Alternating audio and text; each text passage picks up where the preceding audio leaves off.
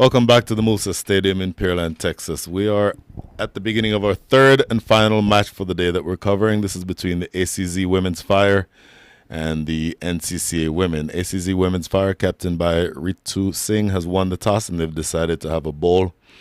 So the batters will be making their way to the middle very shortly, the NCCA Women. Happy to be joined here in the commentary area by one of the young, exciting players. First of all, introduce yourself. This is young Giovanna Aras. Say exactly where you are from, what team you play for, and then we'll talk after that. I'm from Seattle, Washington, and I'm playing with the MCA team. The MCA team. You've been with the MCA team for how long? Just for this tournament. I met all of the girls here, besides Snigdha Paul. Okay. And for the most part, if I remember correctly, you are you're not an opening bowler, you're a change bowler. But seam up, you bowl. First of all, you're about my height, so you're about 5'11", 6 feet, somewhere around there. 5'10", 5'9". No, you're my height, so you're 6 feet. And okay. and you bat left-handed. Actually, let's stop there for a second. I'm always intrigued by the story of somebody who bowls right and bats left. Tell me where that came from. I was in my basement playing, and I kept switching because my dad was like, "What are you doing?" And I was like, "I don't know if I'm comfortable this way or that way." And then I ended up being more comfortable with a left hand. I also played tennis. Well, I did. Mm-hmm. So left hand would be right hand tennis, and the backhand is how you bat left-handed. So that's interesting. So you're the second player I've spoken to in the last 24 hours who plays both cricket and tennis. And how does one help the other? In other words, how does your cricket help your tennis and vice versa? Or do you still play tennis? I don't. You not don't anymore. Okay. But how do you anticipate that it would have helped? If I continued to play, I think it would have helped with my batting, especially the backhand shot for tennis. Mm-hmm. Just helping with my drives and my pull shot and square cuts. Interesting. So you are the vice captain of this side.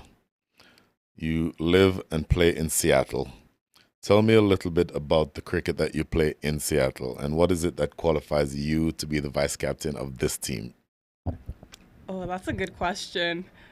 I play with a bunch of boys, so I think I was able to control them pretty well while on the field. So I think that helped me coming here to help Snigdha control the girls on the field. Interesting. So it's less about playing ability, even though you're a fantastic player. Don't misunderstand me.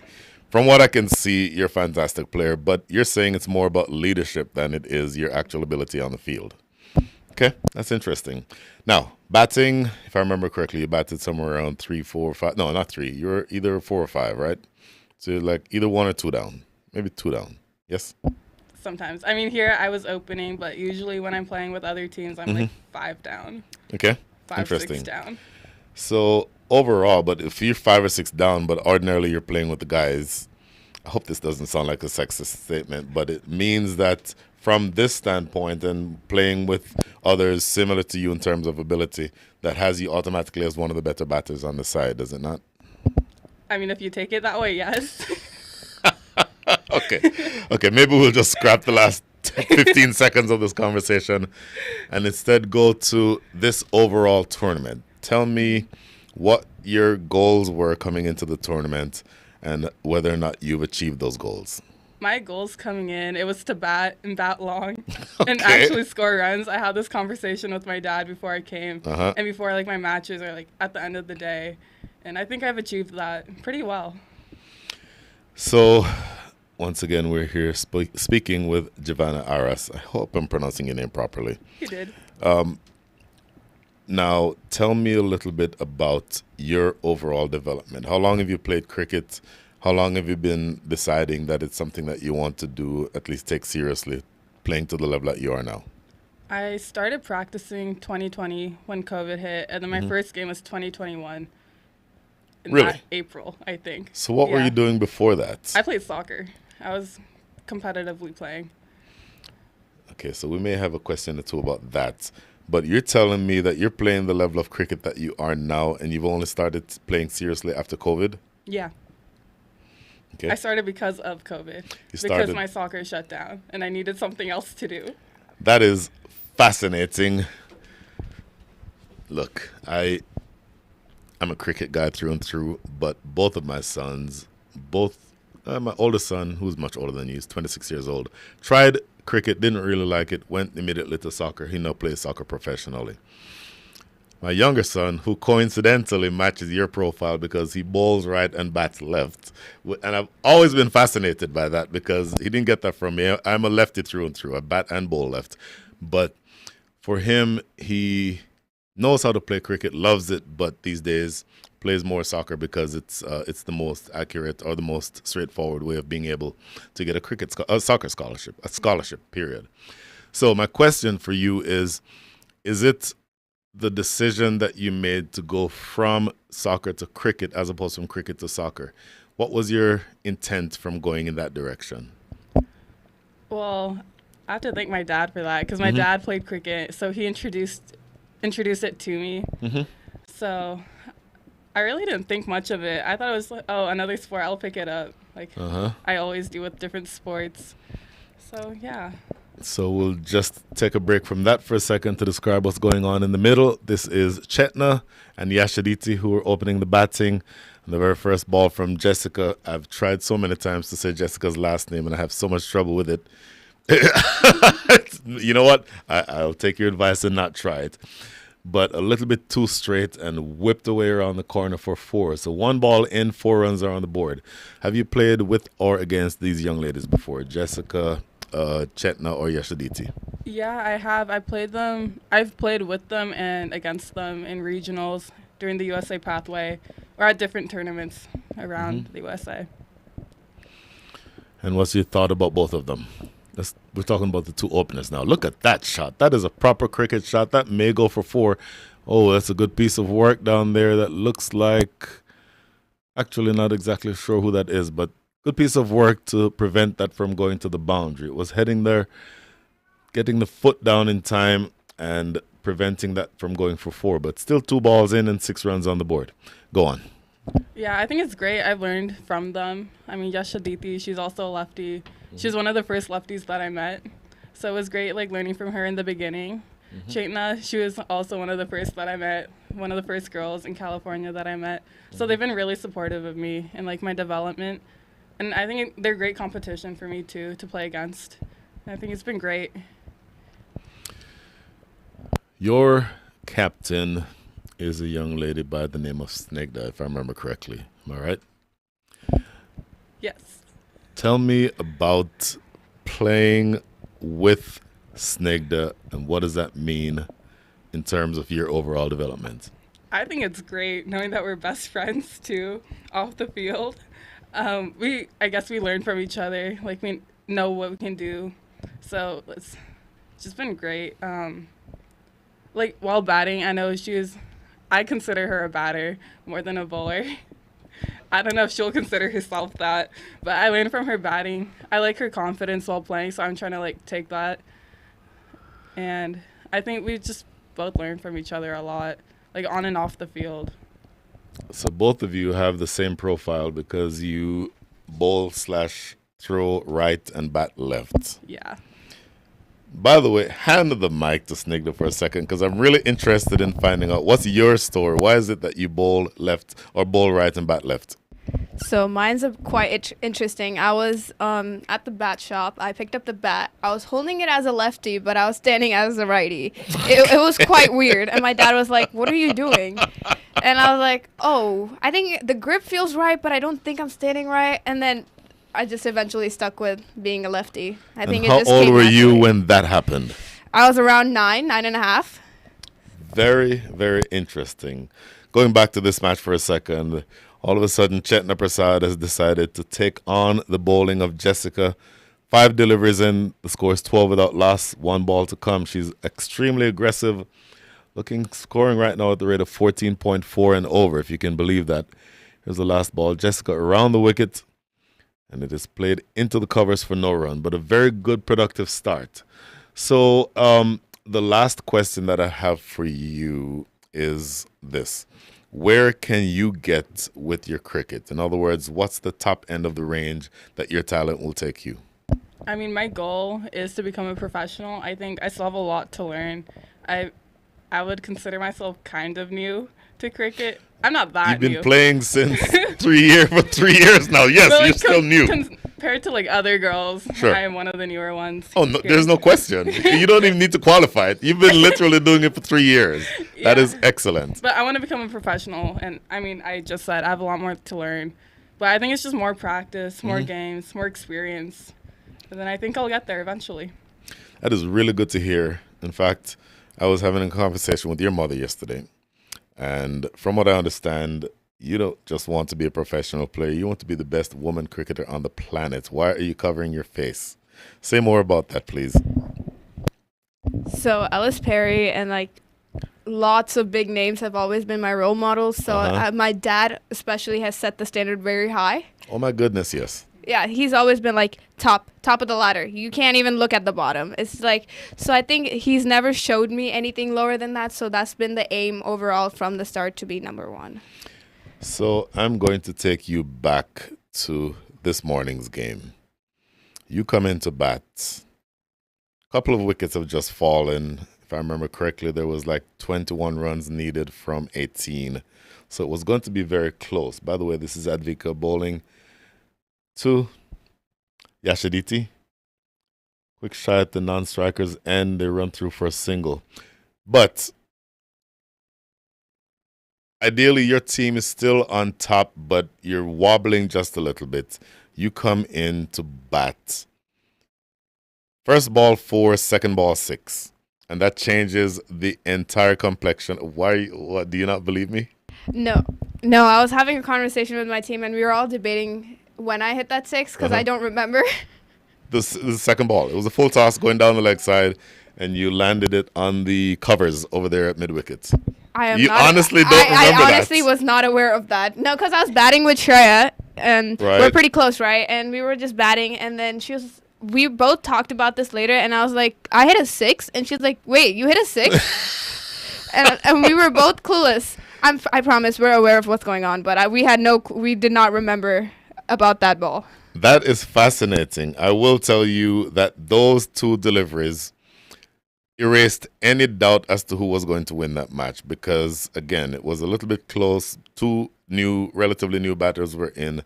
I think, again, from memory, 21 runs were needed from 18 balls. All of a sudden, you need 11 from whatever it was, 16 balls. It's an entirely different game at that point. And so essentially you bullied the game and took it away from the, almost said the deal breakers, the willow breakers, the deal breakers.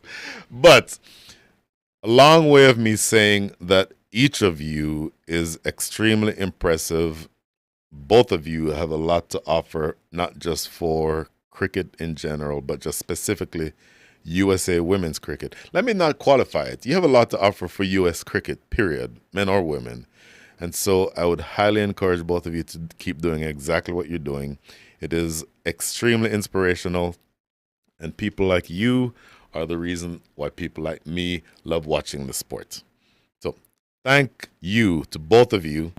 Thank you so much from both of us. You're very, very welcome. And the next time we talk, it will... Okay, first of all, I'm going to go over again with each of your stories as being lefty versus righty. I want to drill down into that decision because that just sounds weird. And then for you, I want to see if you can progress in 3 years from nothing to who you are now. I want to see what the top end of that range is going to be because you're absolutely amazing. Thank you. You're very, very welcome. Thank both of you. Thank you. And we will definitely talk. Think that we'll be in touch. So, going back to the game that we're in, I think we're about to have another interview coming in for a second. So I'm going to ask each of you that ball down the leg side. In fact, that's the similar type of delivery that you received. This one went for 4. You hit yours for 6. So at the end of the over, no, one more ball remaining. The score has raced along to 18. I think you'll see that scoreboard update shortly. But at the end of the second over, I think we're going to have another person come in. We'll have a conversation with them. But in the meantime, I'm going to thank both of you again. Thank you. Thank you. You're welcome. Okay. So, one more ball remaining, and it is Yashaditi on strike, 5 from 2. The score is 18 without loss, and this is just punched to mid-off. A little bit of a hesitation, but they get there in the end. So that is the end of the second over. 2 overs done. The score is 19 without loss.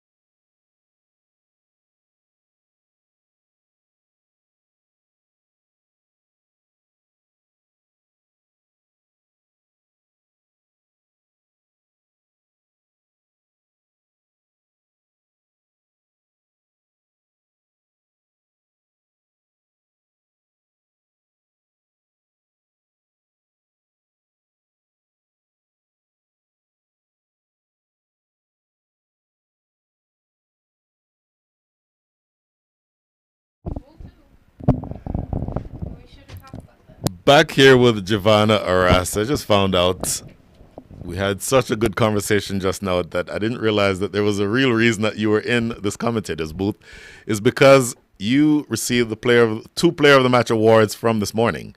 So from memory, I did see one of those matches. I don't remember how many runs you scored. I want to think it was maybe about 47 or so.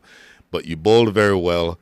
I don't know anything about the second game. So tell me about your contributions from your perspective in both the games today. I'll start with the first game. I think I went in there with a really aggressive mindset. I was like, I need to score runs. I need to score the runs. So I felt more aggressive there, hitting some fours along the ground. And I was just trying to contribute to the team and like rotate strike with whoever was on the other side. And then the second game, I was just trying to take singles, just run and take singles the entire time. And if a bad ball came, I'd try to hit it. So in that really simple approach, hit singles, take the singles when they present themselves, and punish the bad balls. That formula is a formula for big success. You do realize that, right? Yeah. So how can you take that formula and translate it over the course of your entire career, whatever that career looks like?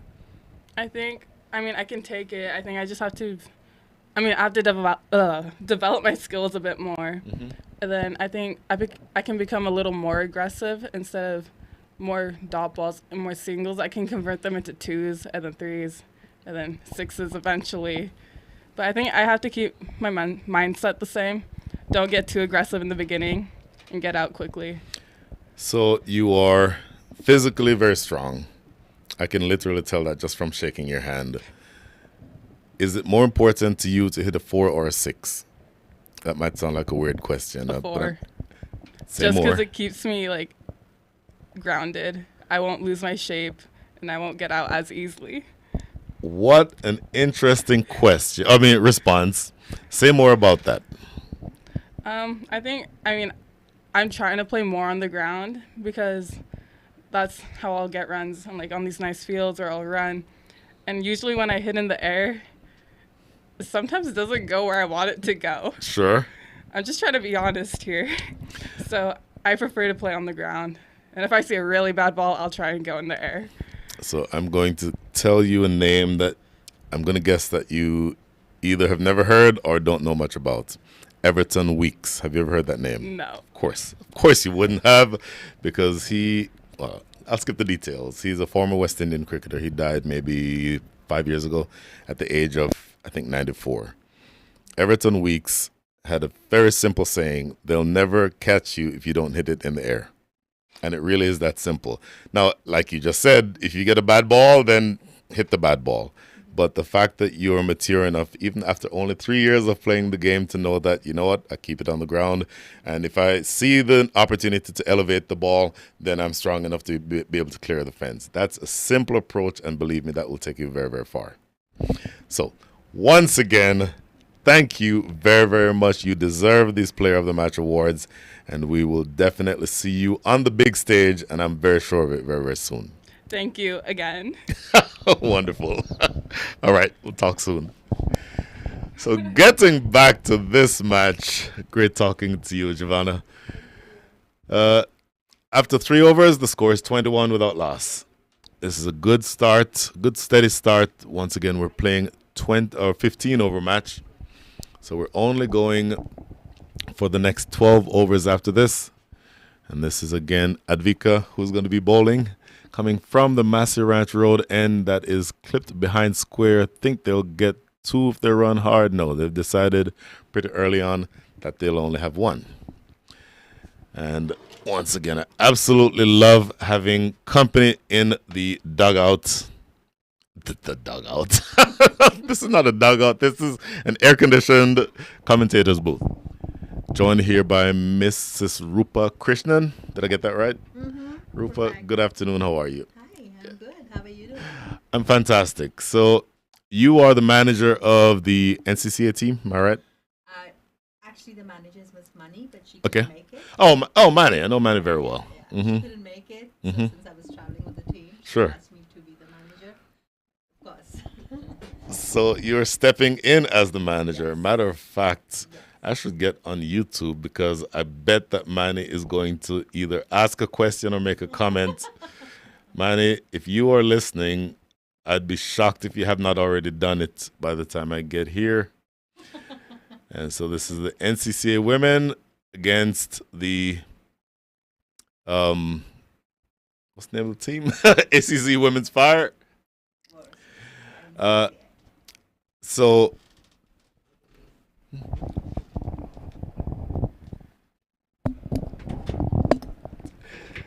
So for those who didn't hear anything that you said for the last 3 minutes, apologies, I forgot to turn your mic on. That's fine. So- That's okay. You were managing, or you're traveling with the team, and all of a sudden you realize that, you know what, Manny's not going to be here. I need to play manager. So how has that been for you? It's been a wonderful experience. I mean, Money is great, to offer me a lot of suggestions, and we've been constantly been on the phone and, a lot of our message texting, Sure. And she's been like kind enough to guide me through because, this is my first time, but I am loving the experience. So your daughter is Anika Krishnan. Anika Krishnan. Yeah. How difficult is it to be a cricket mother? Seeing your daughter on the field of play, and if she's walking out to bat and the score is, I don't know, 8 for 3. How hard is that? Oh, it is.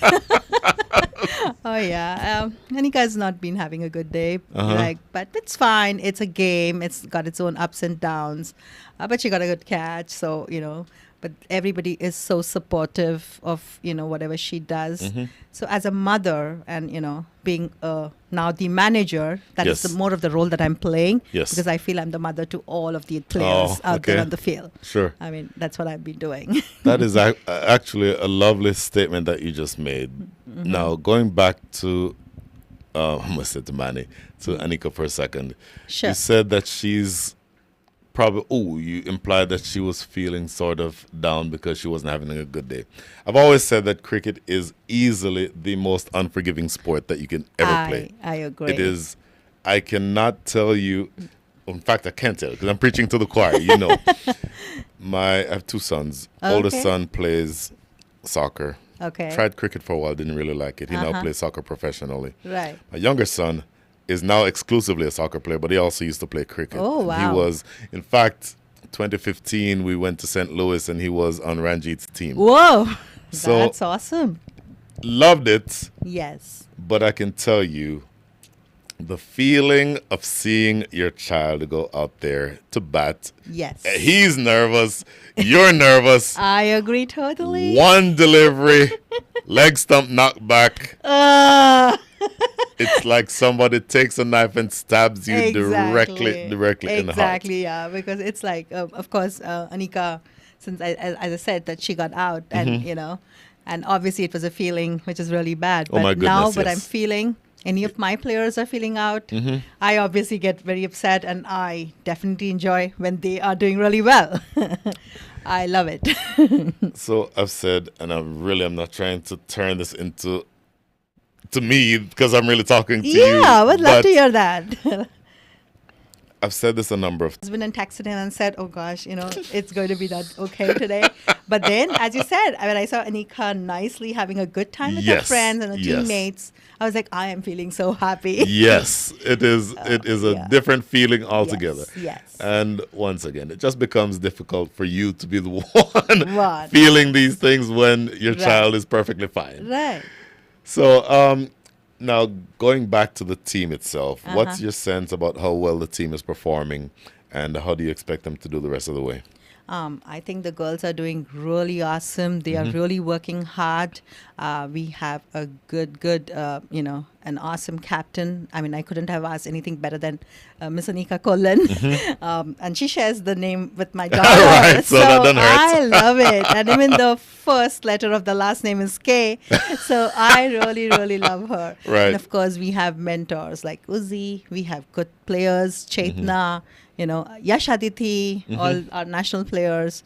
It is so amazing that all these girls, and then we have girls who's like Anjana, and then, Varshi who are joining. We have Nina joining us, giving us support, and, the other players who are joining because we are following one shot. Sure. It is such an amazing experience. They are all working so hard and, getting into the team spirit, and the young girls getting good experiences, playing with these good, players. Yes. I mean, that is something even, I couldn't even think of. Like, that's an amazing time all of them are having. And of course, coming and seeing so many girls playing cricket. Yes. Oh, goodness. That is like amazing. So about this game itself, this is in the air and now just down to the mid wicket for a single. Right. Yashaditi is now up to 17 from 11, Chetna 19 from 17. Yeah. Yay, girls. Reduced to 15 overs because we want to be able to get the entire match in. Yes, I understand. What sort of score do you think would be appropriate given where we are right now? I would think it should be like, what's the score right now? 38 after 4.4. I think 120, 150, they should get. There's a because big difference between 120 and 150 now. I know. I'm not very technical. Let me put it that. I mean, I would love them to score 300 too, right? So you want them to go 20 runs and over? No, I'm not saying that. I mean, they are doing their best as they can. The first over, the first shot, I think it was Yash Aditi who scored a 4 on the first ball. I knew the game is right on. Like, the girls are all onto it, and it's such a good feeling. Fantastic. And they're doing a great job considering the heat that we have, and the weather that is going crazy. They're doing all a great job, I feel. Where do you live? We came from Bay Area, Bay Fremont. Area. So this is way different from Oh what you're yeah, accustomed we've been to. having a cold spell in Fremont, where we're having 2 jackets on. So it's like, it's definitely something that the girls are experiencing. We're asking them to hydrate a lot and eat a lot of oranges and drink coconut water. So then they can get some energy from it. Like, Where you live, I went once. Oh, No, did you? I've been there a couple of times. All right. Once when I was on the Osaka board, okay. and then once when just with my family, just you know. Uh-huh.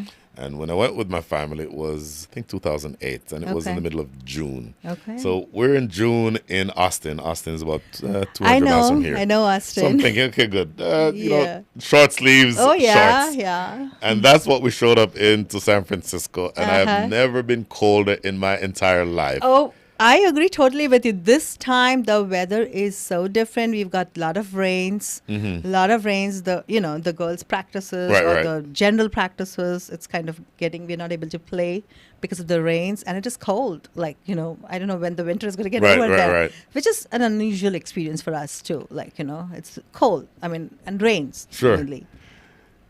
Going back to this match for a second, 5 overs are done, and in fact, because it's a 15-over match, the power play overs were ended after 4. So we're now outside of the power play. Yashaditi is 17 from 11, Chetna 24 from 19, and the score is 4-3 without loss. If they continue scoring, okay, you'll like this. If they continue scoring at the rate of 4-3 without loss, or 4-3, so 4-3 multiplied by 3 sounds to me like 129. Wow. But without having lost any wickets, they're going to be more aggressive the rest of the way. Yes. Which means that even though you had a big spread in your two guesses, 120 to 150, I just made a one. they could very easily be towards the top end of that spread. Exactly. So, even though you said you're not very technical, do you think that 150, 155 will be enough? I think it should be. If Okay. they're able to score that 150, Sure. that's nothing that I could ask for. Sure. Of course, I would love Money to comment on this. Money. I forgot to look at my YouTube feed. Okay, Oh, yeah. Manny, I really do hope you're listening because I'm about to dial me to up call this her? game. You know what? You may need to. I 14 can are call her. watching, and here we go. Yes, she responded.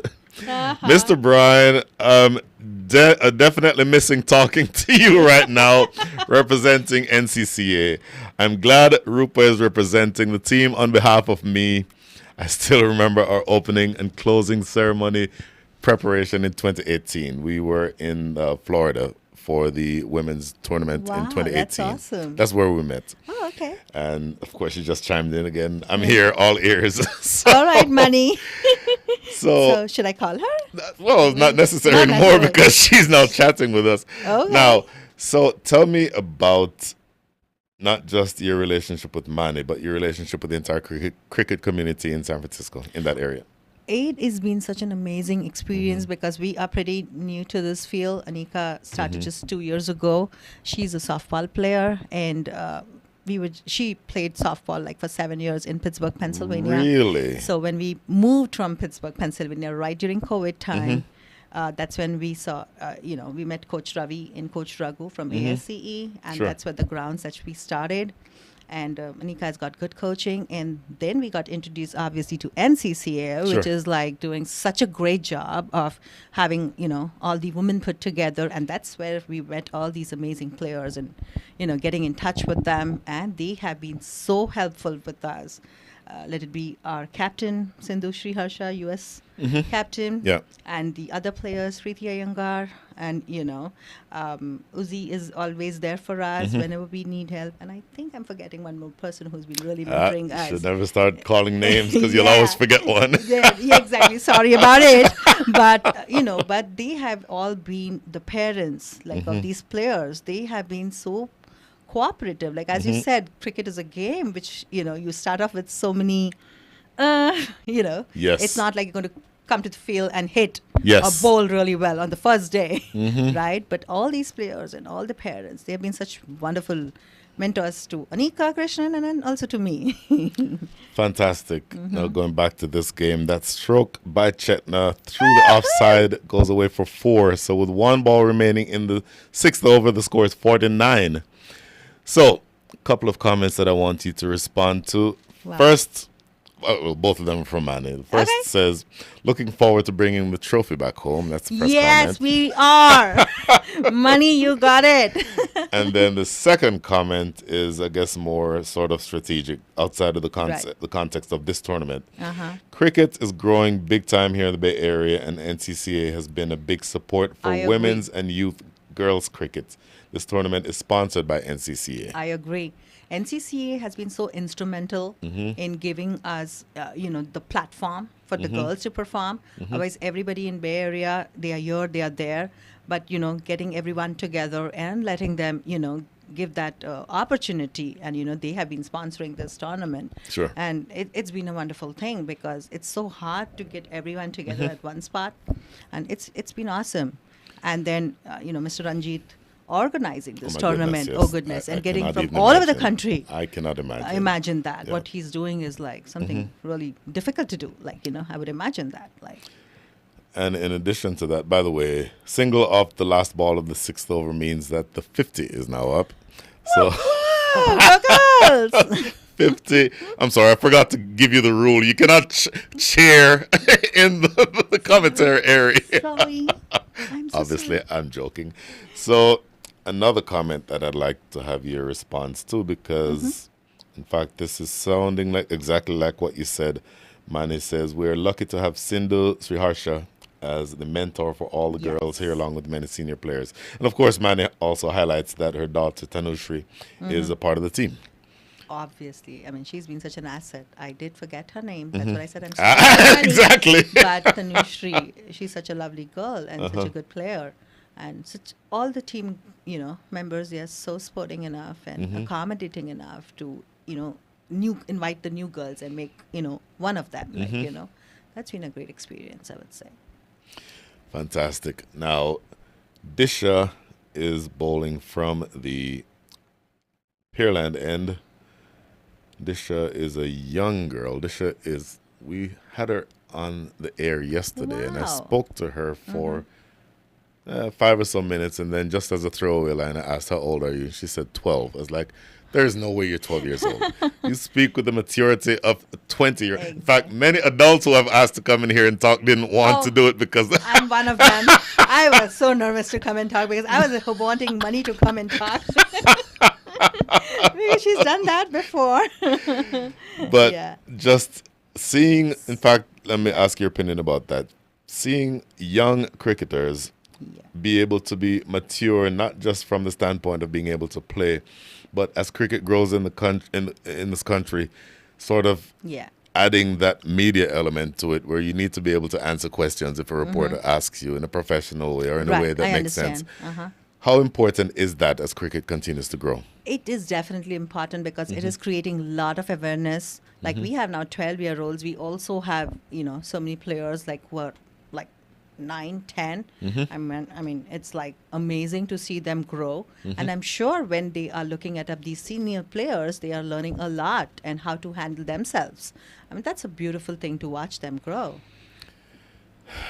It's, to me, a pretty important part of development, because it's one thing to play and, your only concerns are what happens on the field. Right, But absolutely. as it becomes more and more professionalized, there are going to be sort of opportunities for you to show that you're not just a good athlete, but you're a good ambassador for the sport. Exactly, and promoting it and, creating awareness. I think this is what it is all creating, because this girl is going to go home and tell 10 other people that this is what I'm doing. And you can see the difference in the way they conduct themselves, like, out there. Completely. Yes, definitely. Oh, that is launched into the deep. That is going to be another boundary. So, look, Mani says 150 to 160 is what she's aiming for. Oh, that's right. Thanks, Mani, for confirming. Oh, look, Yashaditi now 18. Make that 22 from 18. The score is now 55 with 1 ball remaining in the 7th. So after this, there's 8 more overs. So you have another 48 balls after this delivery. With 10 wickets in hand, Knock, knock. smart money would say that you'll have an option or the opportunity to push on from here. I am sure. So when these young ladies get back home, what do you think they're taking away from this tournament? Definitely the sportsmanship that they are experiencing right now. It's just not with their team, which they already have it because of their, practices back there in Bay Area. It's like, they're looking at the other players too. They're watching other games too, which is just not about doing your game, but just seeing how you can improve your own game, right? By watching the other players from all over the country, knowing what they are playing at, and what it's been like, an important observation that they need to make, and which they are doing it. I mean, I've seen all of them sitting down, cheering the other teams, even if they're not part of the game. I mean, I was like thrilled today when I was seeing all our players or some other players cheering for us, or we are cheering for them. Sure. It's such a good, relationship that they're maintaining, because I'm sure somewhere they're going to meet each other. The world is so small. I mean, no question. I mean, I'll give you a perfect example of that. When I told you my two sons and my oldest son played, went to school on a soccer scholarship and now Right. plays professionally. right. There are people who he played against in club and high school soccer where they were just just rivals, Right. hated each other. Whoa. Get to college, the two of them are on the same team and they're best of friends. That's Because amazing. you never can tell who you're going to Exactly. interact with and how different Exactly. the relationship is going to be a few years later. I So it makes absolutely agree. all the difference in the world. And to me, seeing the interaction between the players, particularly of different teams, Yes. is one of the most satisfying things about this Exactly. tournament. Exactly. And genuinely, they feel happy for each other, even if the other team has lost, Yes. or whatever it is. Yes. Because they know, some of them, they know each other, and I see them off the field. They are like, oh wow, you did such good, like even if they were playing against them. Right, Like, exactly. So I've seen so many instances right now where they are really cheering up. Like, it's genuinely from heart. I think this is a take that we all adults need to learn from them, Oh my goodness, because yes. they are doing such a great job. Like, the Yes. girls. Love I it. completely agree with you. We are also learning in the process, I guess, right? My goodness. I just received an invitation, it seems. Oh, for who? Mr. Brian, we look forward to having tournaments like this in the West and would love to have you here for the commentary. Awesome. We are loving your commentary. That is for sure. That's a great one. Manny, don't tempt me with a good time. Look, I've said before that, I don't know if you know that I used to be on, I said it earlier, I used to be on the Osaka board. Right. And I found it over the years easier to be a positive influence on cricket Yes. away from the From being- political side of it. Okay. The political side of it, you're pulled in too many directions that have Okay. nothing to do with having more young ladies play cricket. Yes. So I've always thought that the way to promote the sport, at least for me, the best way for me to Yeah. promote the sport Yeah. is to provide a voice for it. Exactly. And You're doing a great job I about really it. I appreciate so much. I really do appreciate you saying that. But I'm not saying that for anybody to pat me on the back. I know. I really am thinking that Yeah. it's the best way of being able to promote the I sport. agree totally. And if I have a day job, I have a family, so I know, I'm I not know. always able to do do it. that. But when I am able to do it, You give your I am 100% more than yeah. open to doing it. Thank you so much for doing that, though. Oh, it is. Even if the thought is what it counts, and if you're able to do that, that's great. Thank you. Look, it's so easy for me to say, but it really is my pleasure, and I genuinely enjoy doing it, and I genuinely enjoy hearing somebody say, "Hey, my mother in India or my Exactly. sister in South Africa heard the commentary and she likes it." That to me is about the best way that I can assist in agree. promoting I the game. agree, yeah. So going back to this game, Yeah. 3 deliveries bowled in the 8th over. The score is 63 without loss. 63 without loss, 8 overs, roughly double it.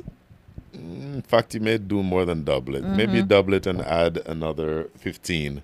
Yeah. So maybe you're looking at 140, Okay. I would think. So, Okay. Manny, I may be completely off. I think you're 150, 60. The bowling in the last couple of deliveries last couple overs has been good. And as I say that, that slapped over mid-wicket for 4.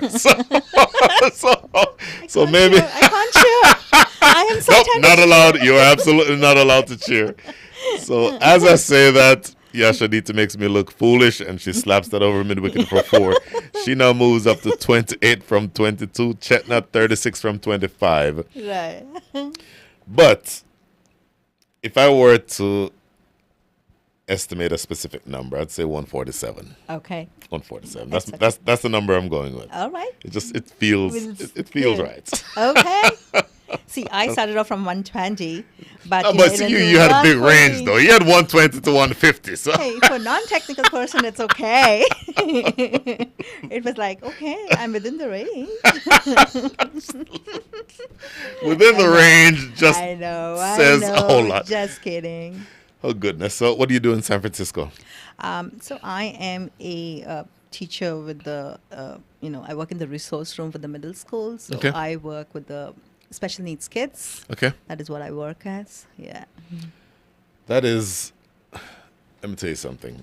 First of all, I am the son of two teachers. Wow.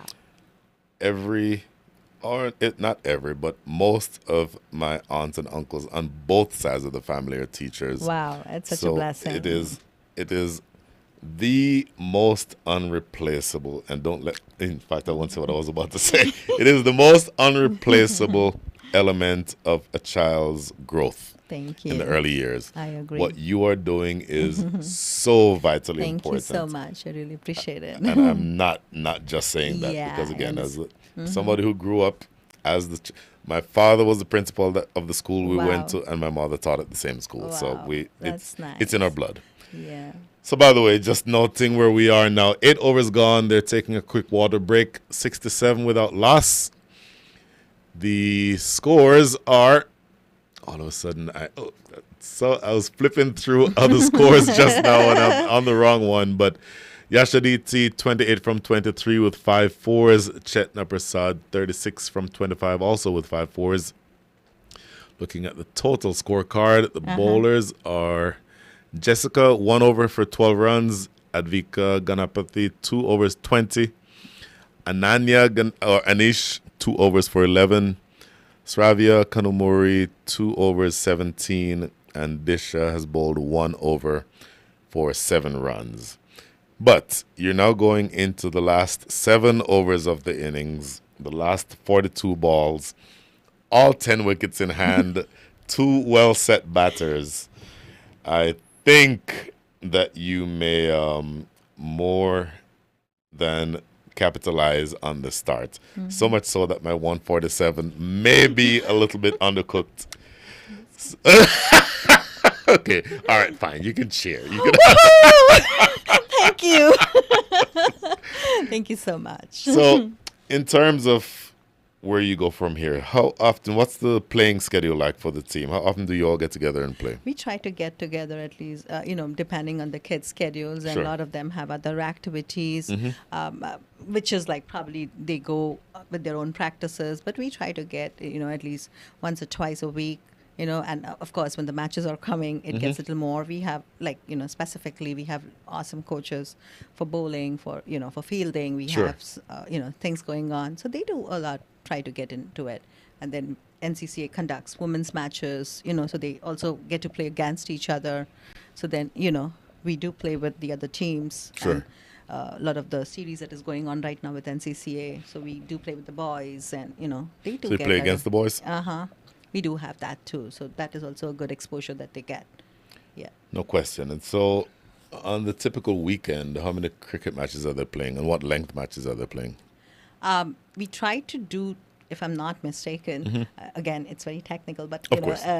we try to get a 30-35 over match. Really? Depending, but off late because of our weather, it's Sure, not sure, able- sure. Yeah, so then it gets shortened to 20 to 30 overs. But they've been trying to do that a whole lot. Like they've been doing it since That January. is Yeah, I really, guess. really Yeah. very interesting. Yeah, So we try to do. the exposure that they get is so important, Yes, and yes. it's the biggest reason why they've Yes. progressed to the point that they have. So another 7 overs. Current run rate 8.38. 8.15s to me sounds like somebody told me a long time ago, never do math live on camera. But 8 Oh, really? overs, you're looking at minimum of 130. But again, you think you're going to blow right I past that. understand. And there's a bit of a concern. You want to make sure that you get through the match very quickly, obviously, which is why it was reduced to 15 overs. Right, Because I understand. it Yes. gets dark somewhere around 7:30. Yes. Yeah. You don't want to have the situation where you're playing at night. The white ball doesn't save you if there are no lights. So Yes. it's going to be an interesting match, I think, because the ACZ women's fire bowling decently now, even though this batting pair is very good. But later on, when the batting starts, they bat very, very well. Okay. So if I were to ask you for a prediction, if you were to take off your NCCA hat and simply analyze the game from what you think is going to happen, what would you think is going to happen? It's very hard for me to answer that question, please. I can't take that hat off. I'm truly my girls. I said I'm a mother to them, so I can't choose between my children. So obviously, it's like I want them to win and take the trophy home, as Mani said. Let's stipulate that you want them to win. Given that you want them to win, who do you think is going to win? NCCA. I know NCCA, and I think I didn't see the recent scorecard, but I think MCA has got 7 points. I'm not sure about all that. Okay, but, so I want NCCA. I'll be very honest with you. Yeah. I've not even looked at the overall tournament card, so I don't know who has what. Exactly. All the girls are definitely, like, in all the teams, they are really, really good. Like, that goes without a doubt, like, But just since I'm a mother and I'm partial to them, I would say NCCA. Sorry, guys. I think the tournament committee is going to file an official complaint because there is rooting in the commentary area. Sorry, guys. I think that comes with an automatic fine. I'm not sure, but I think it does. Okay, you will take it. Right? Why would I take it? You asked me this question. And you're seeing me, I'm very non-technical, and I am, like, just biased. Right. Biased is completely right. So, bowling for the first time in this match is Ritu Singh. Ritu, of course, a USA national player. Wow, she's an awesome player. I was saying earlier, the very first time that my son played for Ranjit's team, he also played with Yuvraj and Ritu. They all played on the same team. Wow. So that was one of those. In fact, that was U10. My goodness, that was a long time ago. And it was U10, so that was 2015. Okay. So he was 8 years old then. Wow. Yeah, so, it's some time ago. Right. Very honestly, every once in a while I think, okay, what kind of a cricketer would he be now if he... Right. Because let's just say, he loves the sport, but we made a choice, and that is a 4 behind backward square, and Yashaditi continues. She's now into the 30s. But we made a choice, and it's a head versus heart choice. Yes, that's always the case, right? I mean, it's difficult to decide at that time what you think is, like, that moment, what you think is right. You just take and go by it. Completely. And, the evidence is right there. So my oldest son went to school on a soccer scholarship. Yeah, so I would love for there to be a cricket scholarship. Exactly. As of right now, there's not. I am so hoping for that too. Yes. Like, that would encourage more and more people to get into it. Like, poor thing, they do not get even off from school if they have a major cricket game. Like, you are preaching to the choir. When I was on the board, my biggest priority was trying to investigate the ways that we could eventually have cricket get into the educational system. Right. One of the members on that committee, his name is Jim Ish. Jim Ish is, I don't know if you know the name, but he's the former COO of the NCAA. Wow. And so he's essentially working with the organization to attempt to figure out the ways that could happen. And he was very specific in saying it's not an easy process. Right. You can measure progress in terms of, like, incremental steps in terms of years, or in the most pessimistic view in terms of decades. Right. Because it's not something that happens very easily. Oh my goodness, almost had the most spectacular return catch. Ritu Singh, look at this replay. This ball is hammered right back at her at pace. She almost took this catch. Look at this. Fingers crossed. Bang. Oof, right there. And that would have hurt. That would have stung just a little bit. I suspect it would have stung a little bit more because she didn't hold on to the catch. She's a great athlete, and she would think that she should have held on to that.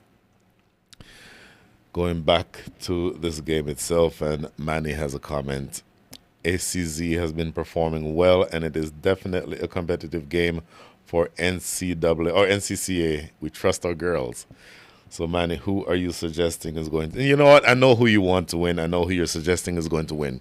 Yeah. I would like from you, Manny, a margin of victory. So you are batting first. I suspect that you're going to think that the ACZ is going to fall short in the chase.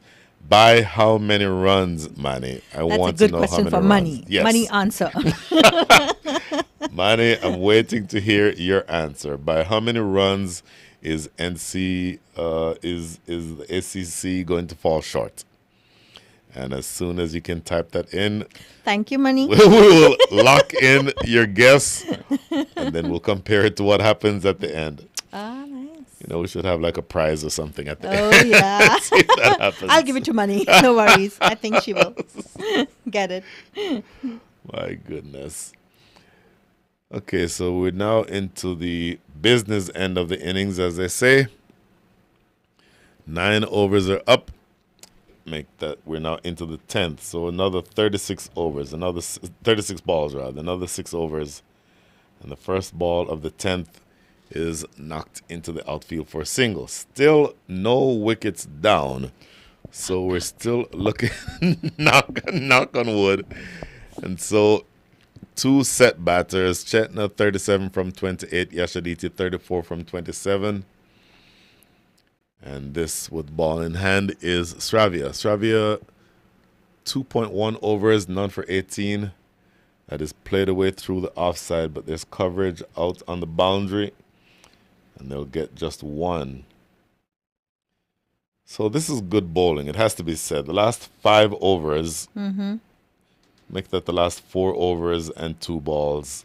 Only 32 runs have scored, which is actually a lower rate than how fast they were scoring before. So the bowling has sort of transitioned a little bit from being a little loose to now, I think, much more along the lines of what you'd want to see.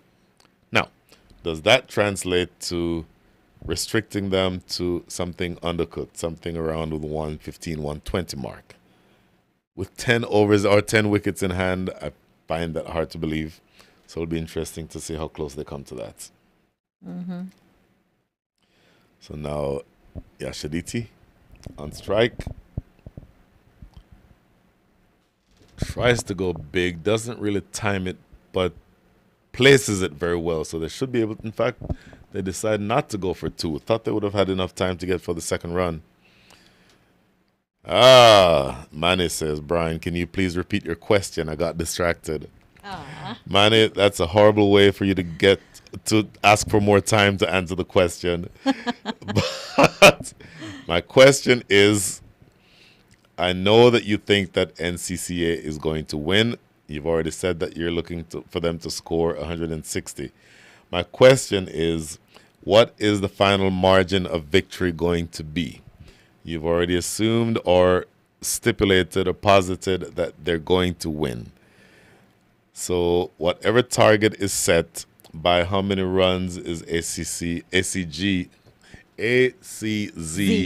going to fall short? So I'm looking for a specific number of runs by which you're going to win. A reverse sweep is broken out. That's going to run away for 4. Now we're starting to get adventurous. You are. And you are absolutely having trouble controlling your excitement. But, you know, okay, fine, you're allowed it. This time I'll allow it. Sorry. So that is 1 ball remaining in the 10th. So after this, we just have another 5 overs. And things are starting to heat up here. Manny, you're taking a long time to answer this question. How long does it take to type either 1 or 2 numbers? Oh, that was almost a stumping. But luckily for Chetna, she under-edged it and it did not go through immediately to the keeper. She was down the wicket by about a yard or so. and very easily could have been stumped, but luckily for her, she under-edges it, and I think they run through for a single to boot. So that is the end of the 10th over. 10 up, and the score is 82 without loss. Whoa. Okay, breaking news. Breaking news. Okay. Mane is thinking that ACZ is going to fall short by 20 to 25 runs. Okay, so Mane, I didn't ask you for a range. I'm asking you for a specific number. So I refuse to accept a range of 20 to 25 runs. I want an exact number. So somebody who is not as technical as you are just guessed 120 to 150. I'll allow that because she's not Thank you. technical. You as the manager, even though you're not here, I'm going to 20 is her number. All right. Okay. Let's see. We're going to, this is going to be really interesting to see what happens the rest of the way. And at the same time, keep an eye on the clock. It's now 5:47, bearing in mind that it gets dark again. It starts getting dark around 7:15. I think it gets unplayable right around 7:40. 7:40, in fact, would be the lowest possible, latest possible time that I think we could play. This is going to be just one hit into the outfield for a single. So the score now up to 83 with another 29 balls to go. But for me, still, this pair, Chetna 44 from 32, Yashaditi 35 from 29. I saw the reverse sweep come out several deliveries ago. I'm looking to see how adventurous they can get between here and the rest of the way. This is on the ground, and oh, what a great stop at mid-wicket. That is such a good stop. For me, that saves 3 runs. Easily that would have gone for 4 had that not been stopped at mid-wicket. A great piece of fielding, and you are rolling your eyes in disappointment, aren't you? So your biases are showing again. Oh, yeah. Sorry for my loud expressions. So this is Ritu Singh into her second over, none for 8 from 1.2. Looking to force this away, but only getting it back to Ritu.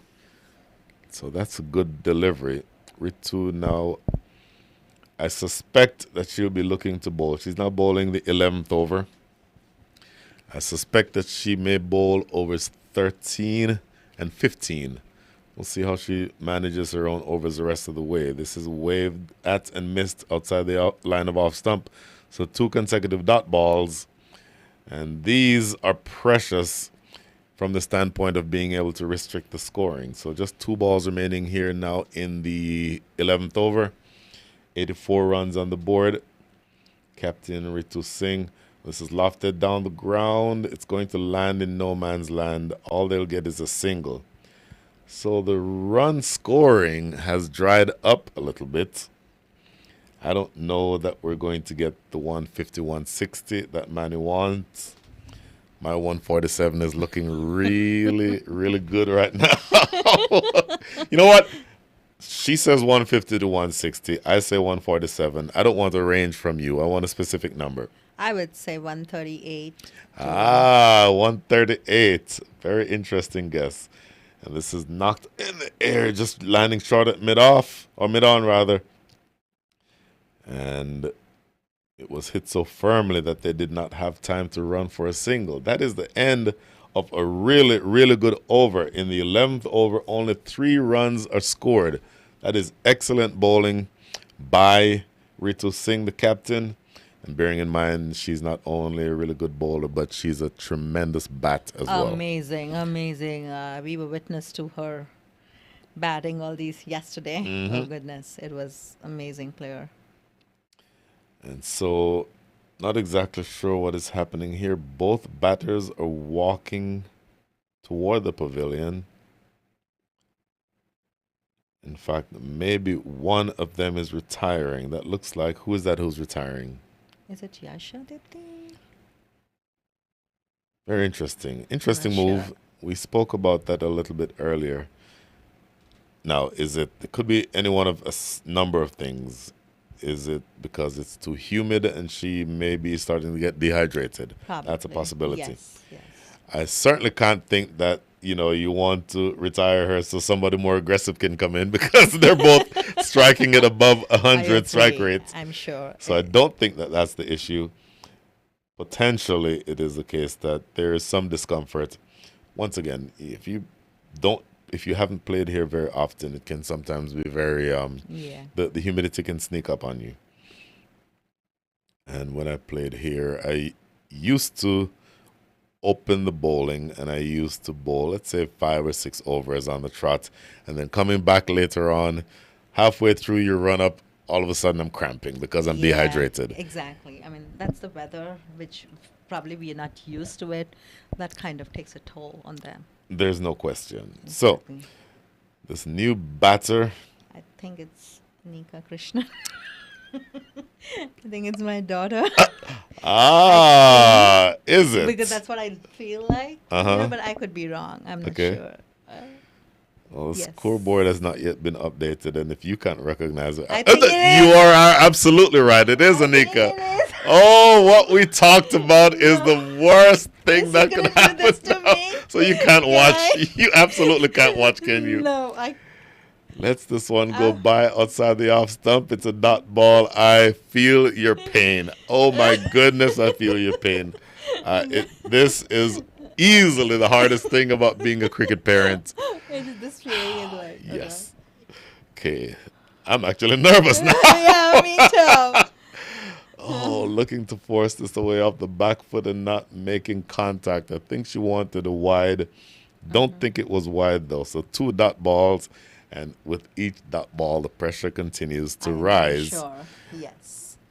So I would love, at least for you and for her to just punch one into the gap and run a single. Just get off the mark. Yes.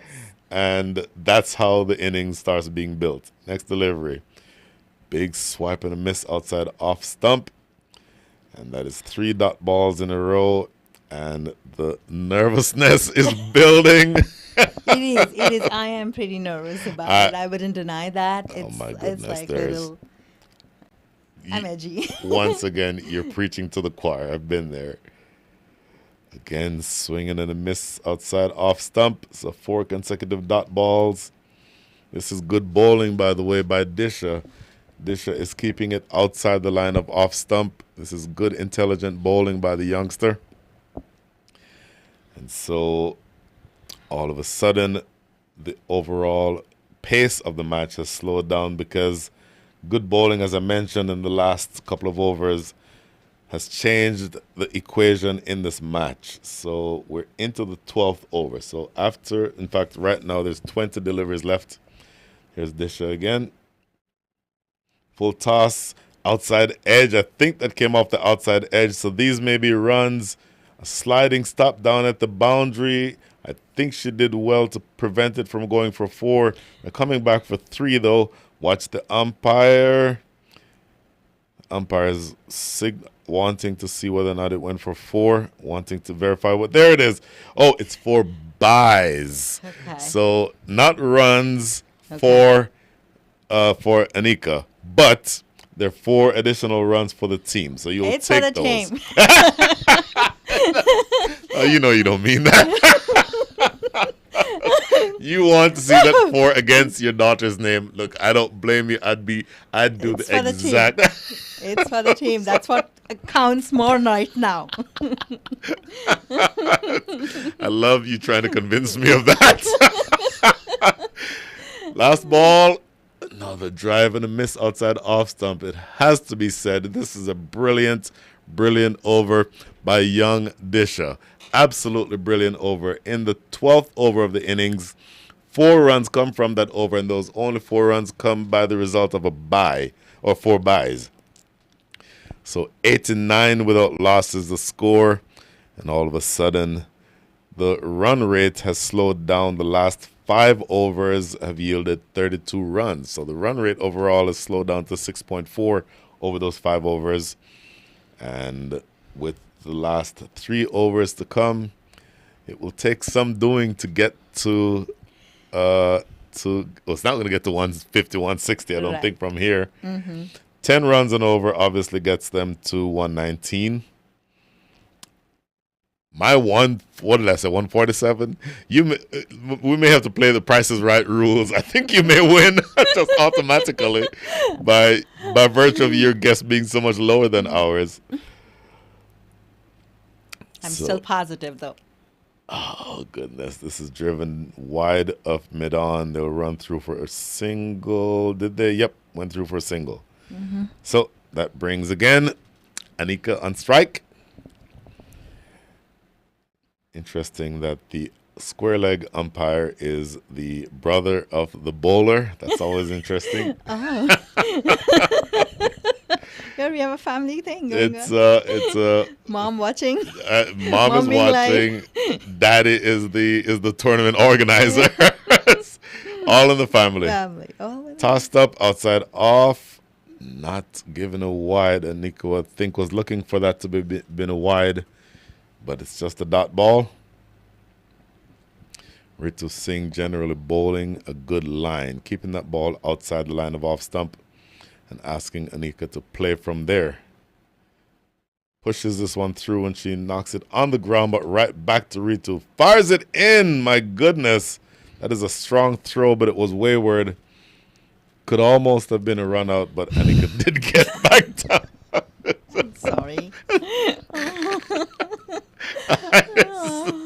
I get that look. Rupa, believe me. I absolutely have been there. I cannot tell you. Well, of course I can tell you. You're experiencing it right now. Yeah. Tossed up in the air. Bounces short. Oh, this is going to be close at the non-striker's end. And she's run out. Oh, my goodness. The throw went like a bullet straight to the non-striker's end. Collected by Ritu Singh. And unfortunately for Anika, and unfortunately for Rupa. That's okay. We will bounce back. Here you see on the replay. It was struck. I will say this. It was struck well. She struck it firmly. Because it was struck so firmly is the reason why she was out. Because it traveled so quickly to that fielder on the edge of the circle. Right. So that is the first wicket. Let's make it the second wicket. Because the first effectively is a retired out, I would think. Right. So, and you don't want it to have been this way, but at least you don't have to be nervous anymore. Okay, I'm fine. My other kid is coming now.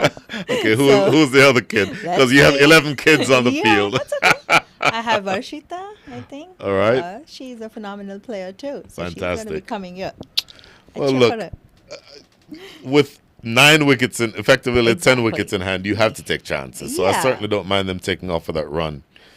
So it just so happens that it was a good, clean pickup and a good, strong throw. Yeah. So this is going to be Varshita. No, this is Yashaditi.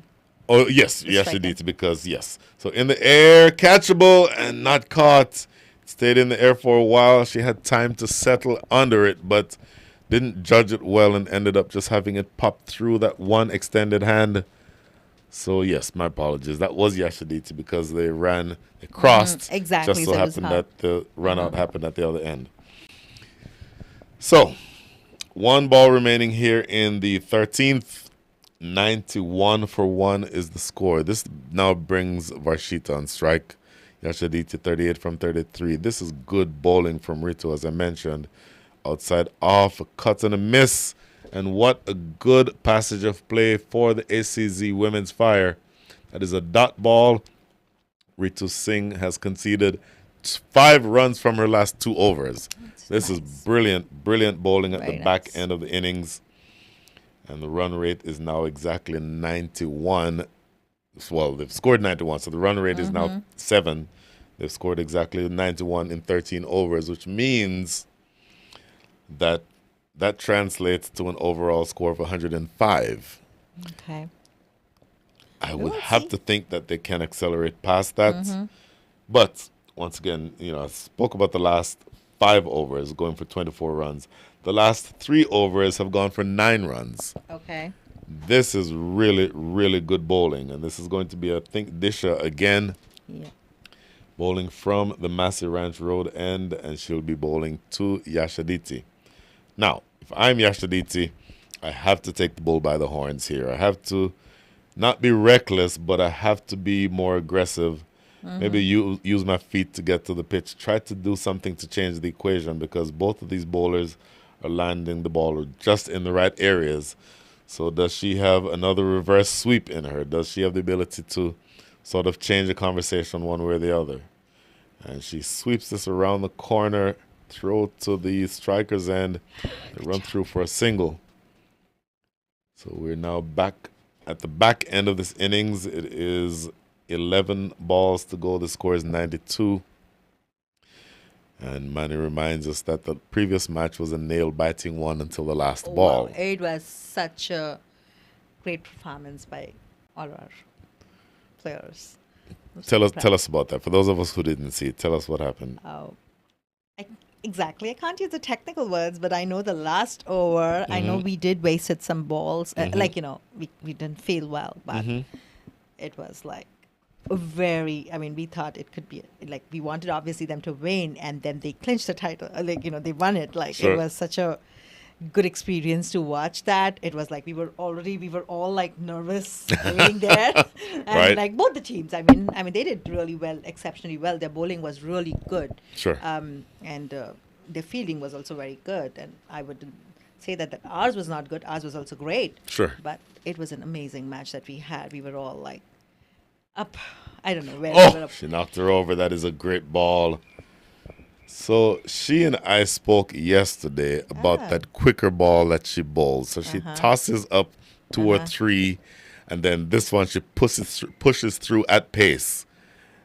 And I want to see that replay again because that was the quicker ball that she talked about yesterday, where even at 12 years old, she has the maturity to know that if she pushes one through, just look at this. She delivers it at a much quicker pace than the other deliveries that she bowled. Flatter through the air off the back foot, looking to play that one away on the leg side was Yashaditi, and she plays across it. And so she has her stumps knocked back, and this is really, really good bowling and an absolutely brilliant fight back. This is really good going. Has to be said. 93 for 2 now with just another 9 balls remaining. Absolutely lovely. Look at that replay. That's the middle stump that is knocked back. And to go get through an accomplished player like Yashaditi, bowled 39 from 35 balls with 6 fours, but to get through her, that had to have taken a special feat. So now that brings to the crease Nina. I spoke to Nina earlier on. She was sitting in the hot seat just like you are. Wow. Yeah, I knew she was going to come. Oh, that's nice. And so instead of being able to tell us about where her restaurant is, where she sells really good burgers, she's now going to be asked to do something very different. And that is going to be rotate the strike at least. Looking to play this into the offside, not able to make contact. And once again, a brilliant last several overs. 2 runs already from this over, but 1 wicket taken. And Nina now faced 1 ball. Varshita at the other end has faced 2. So there's 2 relatively new batters at the crease. And Disha into her last over. And Nina playing this off the back foot, but there's no room there to take a run. So yet another dot ball. This is the 13th, or make that the 14th over. So even though she will have only bowled 3 overs after this, Disha, obviously you can't bowl 2 consecutive overs. So this is her last over because this is the penultimate over of the innings. Last 7 balls, the last ball of Disha's innings or attempt to bowl here, and gets that through another wave and a miss outside off stump. What a brilliant penultimate over. 2 runs coming from it and a wicket. So at the end of 14, the score is 93 for 2. The Price is Right rules dictate that you have won this, Rupa. So congratulations. I think you win, I don't know, a set of steak knives or something. So, I'm happy about it that I won, but definitely I would have been happier if money would have won. I would have loved to given her that prize. Careful, your bias is showing again. Okay, so this time, thought Ritu Singh would have given herself the last over, but it appears that she's giving the last over to a different bowler. Not exactly who exactly that is as of right now. And she doesn't have a number on her jersey, so that doesn't help. So we'll just wait till the scoreboard updates. As of right now, she's a left arm spinner. And it is... Let's just wait and see exactly who this is. So, either way, it's going to be the last over bowled by a left arm spinner, left arm orthodox spinner. And she'll be bowling to two right-handed batters. So that's a good option. Left arm around the wicket. That's very short. And it's lofted in the air and over the head of short cover.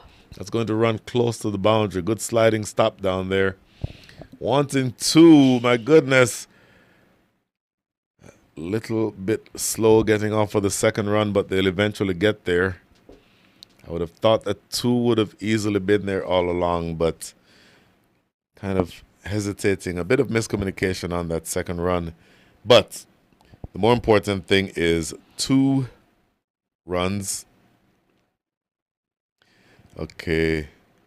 This next one is a dot ball. I'm sorry, I missed a comment earlier. Durga Datla. NCCA will make 130 to 140 and ACZ will chase it. Okay, so Durga, I don't think 130 to 140 is going to happen. This is in the air, catchable, and it is caught. That is a great catch. That is the captain herself, Ritu Singh, running across from mid-off and snatching that one out of the air. That is a good athletic catch. She made maybe 5 yards to her right and snatches that one out of the air. That is the end of Varshita. She perishes. Look at this replay. As you see here, this ball is tossed up by the left-handed batter or left-handed bowler. A little bit of turn, and it's hit in the air. Ritu Singh moving over a few steps to her right and taking a really, really good catch. So that is the third wicket. Score is 95 for 3. And all of a sudden, the momentum that was building, that seemed to have been building, came crashing down because all of a sudden that overall run rate is down to 6.55, if you can believe it. And just 3 balls to go. It appears as though you're really looking to have the new target be 100, because if you don't get to 100, it is a tremendous fight back by this bowling side. Tossed up, lofted down the ground, catchable, and caught! Look at this. She is on a hat trick. This is Danya.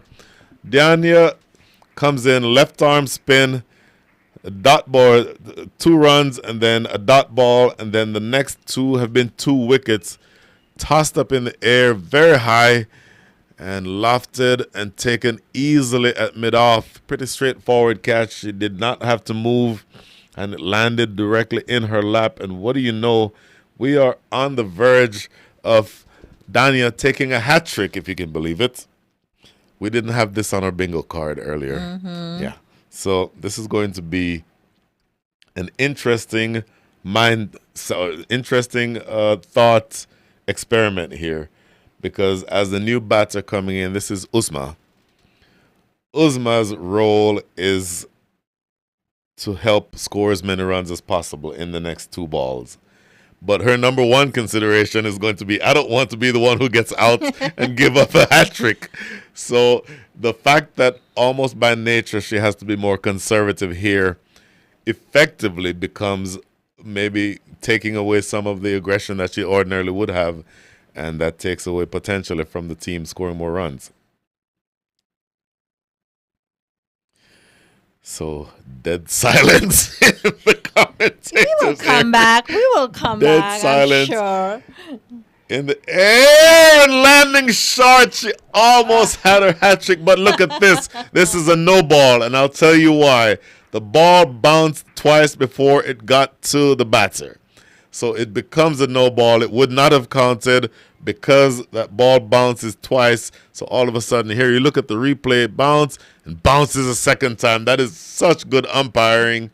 I'd like to see that replay from the camera angle that shows up close.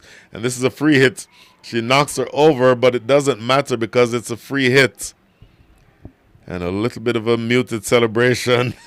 Took off running. I don't think they realized that it was a free hit. But just after all of that, it's just another dot ball. So 1 ball remaining in the innings, if you can believe it. Here we see the replay. Here's the angle I was looking for. Look at the point where the shot is played right there. Bounces a second time. That is really, really good camera work and a good piece of umpiring by the umpire. This is umpire Raja Arshad Hayat. And so the last ball to be bowled, 96 for 4, tossed up. Outside edge, that would have been straight into first slip's lap had he been there. But there is no first slip, and the throw back to the bowlers or the striker's end results in a run out. What an amazing turn of events. The last over goes for 4 runs and a wicket. The last 4 overs have gone for 15, and the score is 97 for 4. Will you be able to defend 97 runs? I'm pretty confident about my girls. I'm sure they will rock it out. Wow. Absolutely amazing. So we're going to take a quick break. Thank you so much for spending the last several minutes, last hour and a half or so with me. Thank really you, Mr. appreciate Walters. it. This was my first ever experience, so I enjoyed it, though. Thank you so much. You're so welcome.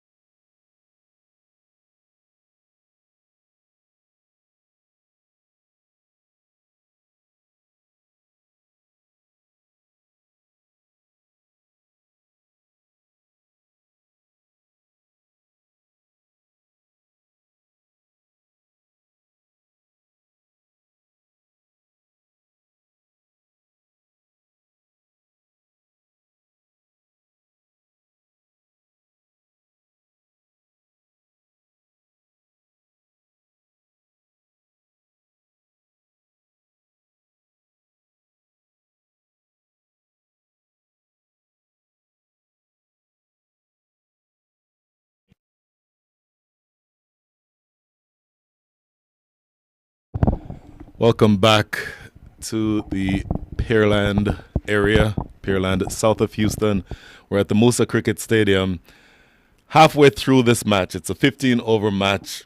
The ACG, I always say ACG. I'm not. In Austin, there's a cricket field, Austin Cricket Ground, and so we call it ACG, which is why I always say HEG. My apologies. The ACZ Women's Fire winning the toss, actually NCAA or NCCA women winning the toss and choosing to bat. Did I get that right? Long story short, it's been a long day, but I happen to be joined here in the commentary area by one of my favorite cricketers, Miss Gitika Kodale. Good afternoon. How are you? I'm good. Thank you for asking. How are you? I'm fine. I get to sit and watch cricket all day. So you have the harder part. First of all, give me sort of your state of play in terms of this game. What was your thought when you were going into bowl? And by the way, you didn't bowl at all today.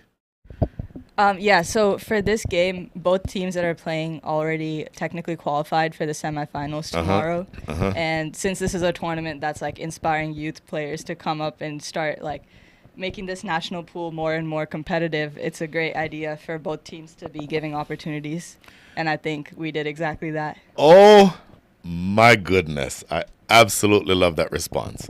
Now, given that you just talked about national prominence, I want to talk about you as a national player. The first time I met you was probably 2018 in Florida. Ever since then, I've seen your work on the field. I've seen you grow as a professional to the point that you represented the U.S. on the senior team, and you also played as a captain for the U19 team. First of all, did I get all that right? Yeah, you did. Secondly, what is it like when some weird announcer guy mistakes you for Ritu Singh? What is that like? You know, I think Ritu is a really good player, and she's definitely known for hitting sixes. But I'm just trying to tell the world that I could hit sixes too, maybe. Okay. So as I said to you off air, I've known you more as a bowler in the time that I've known you than as a batter. But you're actually a very accomplished all-rounder. So tell me a little bit about how your batting has progressed in the last couple of years. So much so that you go through an entire match just now and you never have the ball once. I think I definitely made the team when I was 14 or 15 as a bowler. Mm-hmm. And since then, like, my coaches have always tried to push me to become an all-rounder because just like batting-wise, I always have a lot of intent and free swing. Mm-hmm. So I'm definitely trying to improve my batting and practicing it more along with my bowling to become a true all-rounder, which is probably my like personal goal for the future. Well, forgive me for disagreeing with you. The future is now. You are a good all-rounder today. It's not something that you need to improve toward. But my question then to you, as someone who has played at the highest level for the USA, what is it like? First of all, do you acknowledge that you are now a role model for kids who are right now growing up and playing cricket in this country? Do you realize that kids are now looking up to you in that role as a role model? Yeah, I definitely realize it, but no pressure. It's always nice to come to these tournaments because I see kids from all over and they're like, oh my God, hi, I also play cricket. And it's nice to see the numbers increasing year by year. And I actually came here just to have fun and enjoy the game of cricket a lot more. So that's exactly what I'm doing. What a wonderful testament to someone who has actually developed their cricket from a young age and is now in the position of being a role model and a mentor to young players. That's something, you've known me long enough to know that that's something I'm really passionate about. So I truly am appreciative of the fact that that's the perspective that you have. Now, as far as this game is concerned, it appears that we're going back in. We don't have a lot of time. We have another maybe hour and 5 minutes of daylight. What are the chances that you all will knock off these runs in the next hour? You know, I see Disha, a very young talent, going into bat along with Ritu Singh, and everyone knows the cadence of Ritu Singh, so there's a very, very high chance these runs are knocked off. absolutely love the confidence. Talk about, because this seems to be more in line with what you said, where you're looking to give younger players an opportunity. Does the fact that Disha is going in to open the batting, Disha at 12 years old, is going in to open the batting with the captain and actual USA player? Definitely. Having someone experienced down at the other end will help any player. And so I think Ritu is a great player to look up to when you're on the field with her. And Disha is also a very, very good batter. She has a lot of shots, and she's someone to look out to in the domestic pathway as well. Opening the bowling from the Massey Ranch Road end is Varshita Jambula. Scoreboard has not yet been updated, but I think that's who that is. And in the meantime, once again, it is Ritu Singh and Disha Kaveri Pakam. I'm having a warm time saying these last names, just so you know. And umpire Raja Arshad Hayat is signaling, yes, let's go. We need to get this game going. And it's not surprising to me that he wants to get this over with, because not only is he the umpire, not only is he charged with getting the game going and making sure that we get through this before the end of the day, he's also the head groundskeeper. So after we finish with this, his job begins on the ground. Defended into the offside, off the mark immediately. That is Ritu, who gets it to go away for 4. Look at that. So plays it with soft hands, runs it through backward point for 4. Yeah, that was a great shot by Ritu. I think she really showed her experience there by using the pace of the bowler. So hopefully Disha can take some notes. So, okay, I didn't tell you this before. Since you're clearly not bowling and you're probably not going to bat, we're going to make an analyst out of you. So you're going to make yourself useful by being in that chair today, being an analyst. So after each delivery, I'm going to say something and I'm going to throw it to you, and then you describe what you just saw. In fact, analyze what you just saw. Deal? Sure. So, 2 deliveries in. It is 4 without loss. Once again, the target is 98. My apologies. The target is 95. I'm not sure where I got an extra 3 runs from on my score sheet, but here we are. It's looking to work this away down the leg side. Umpire does not think that was out. What do you think? Yeah, I think that was spot on. Great job recovering from the bowler. She saw that the first ball Ritu used her width, so she brought it back in.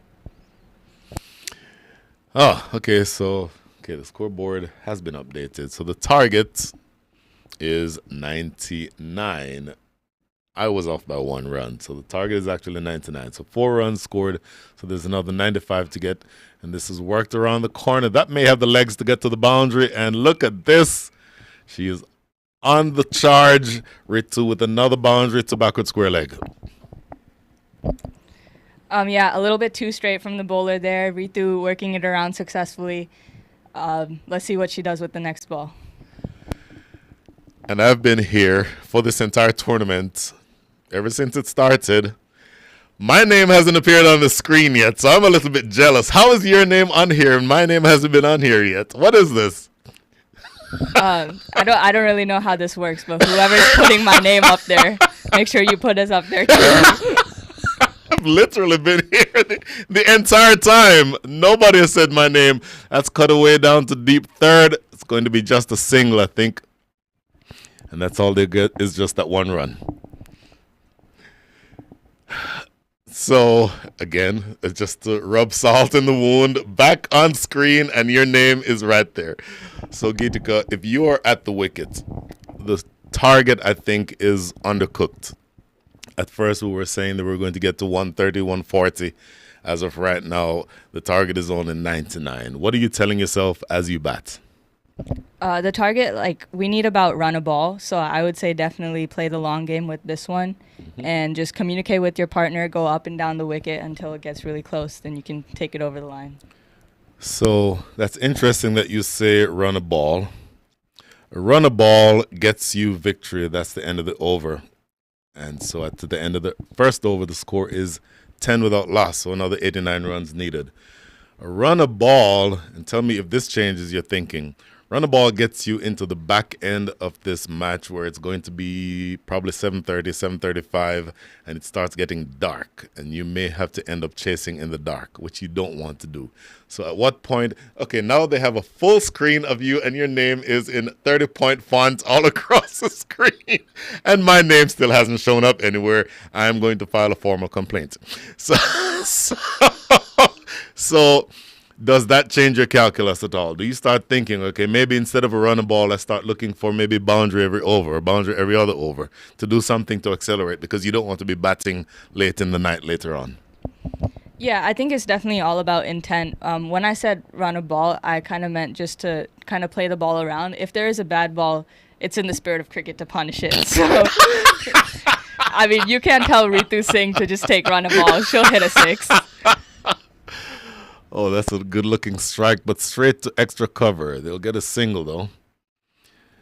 Yeah, Ritu Singh does not seem to be the push it into the gap sort of a person.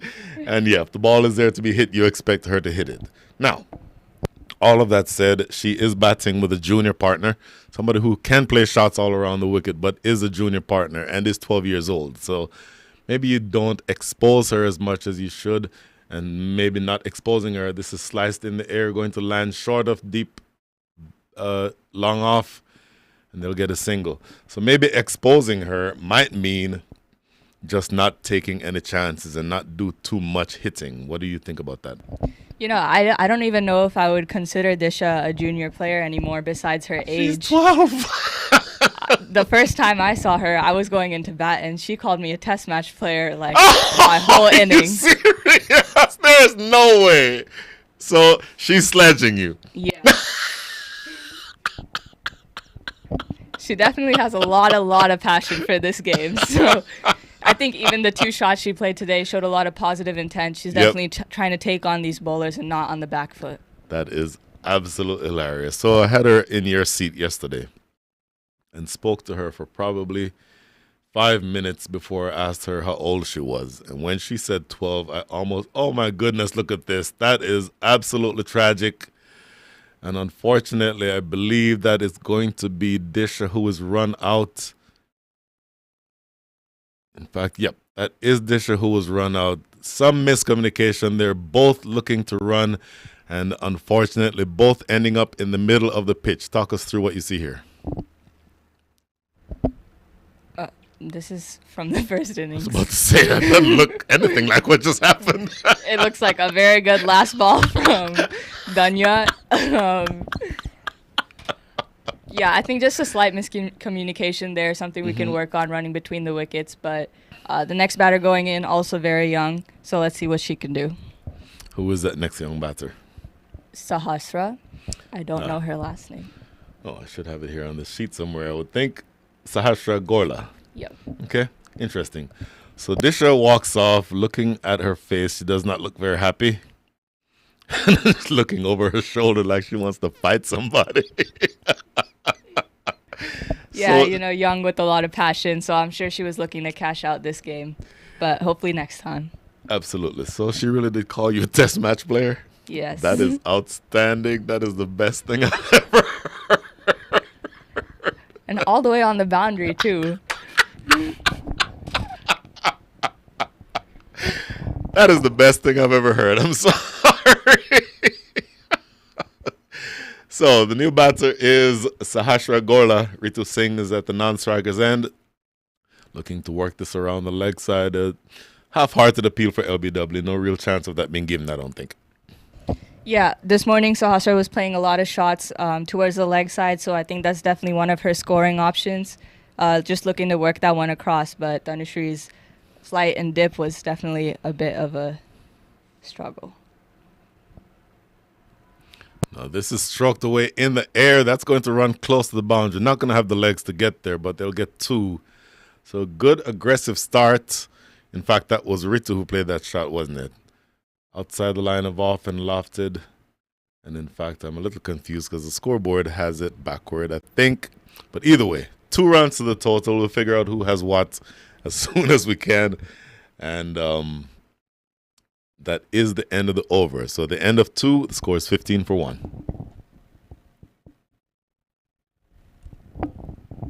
So Gitika, you've lost a wicket. There's still some element of wanting to expose younger players, to put them in at the deep end versus the objective of trying to win the game. You don't ever want to lose the game, but maybe not the most biggest priority right now is winning the game. Some of the elements include wanting to get some exposure for the younger players.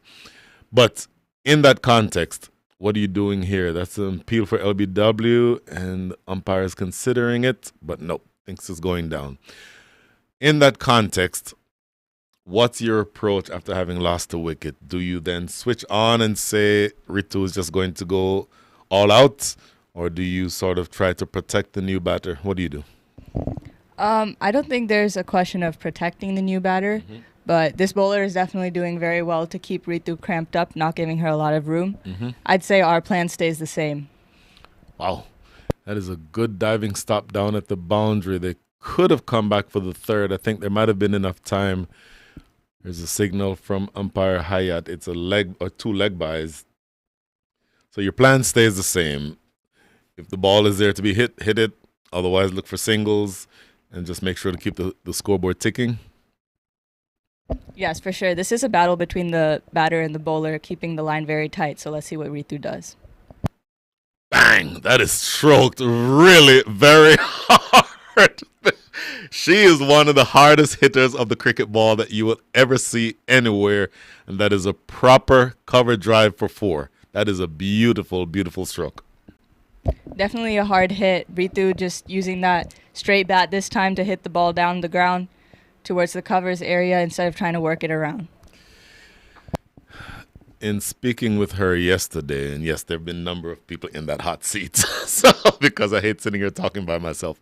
In speaking to her yesterday, in her 100, and I'll say more after this ball, well played. So in her 100 on Thursday, or on Friday, 104, I think, off of 42 balls, 24s and 2 sixes.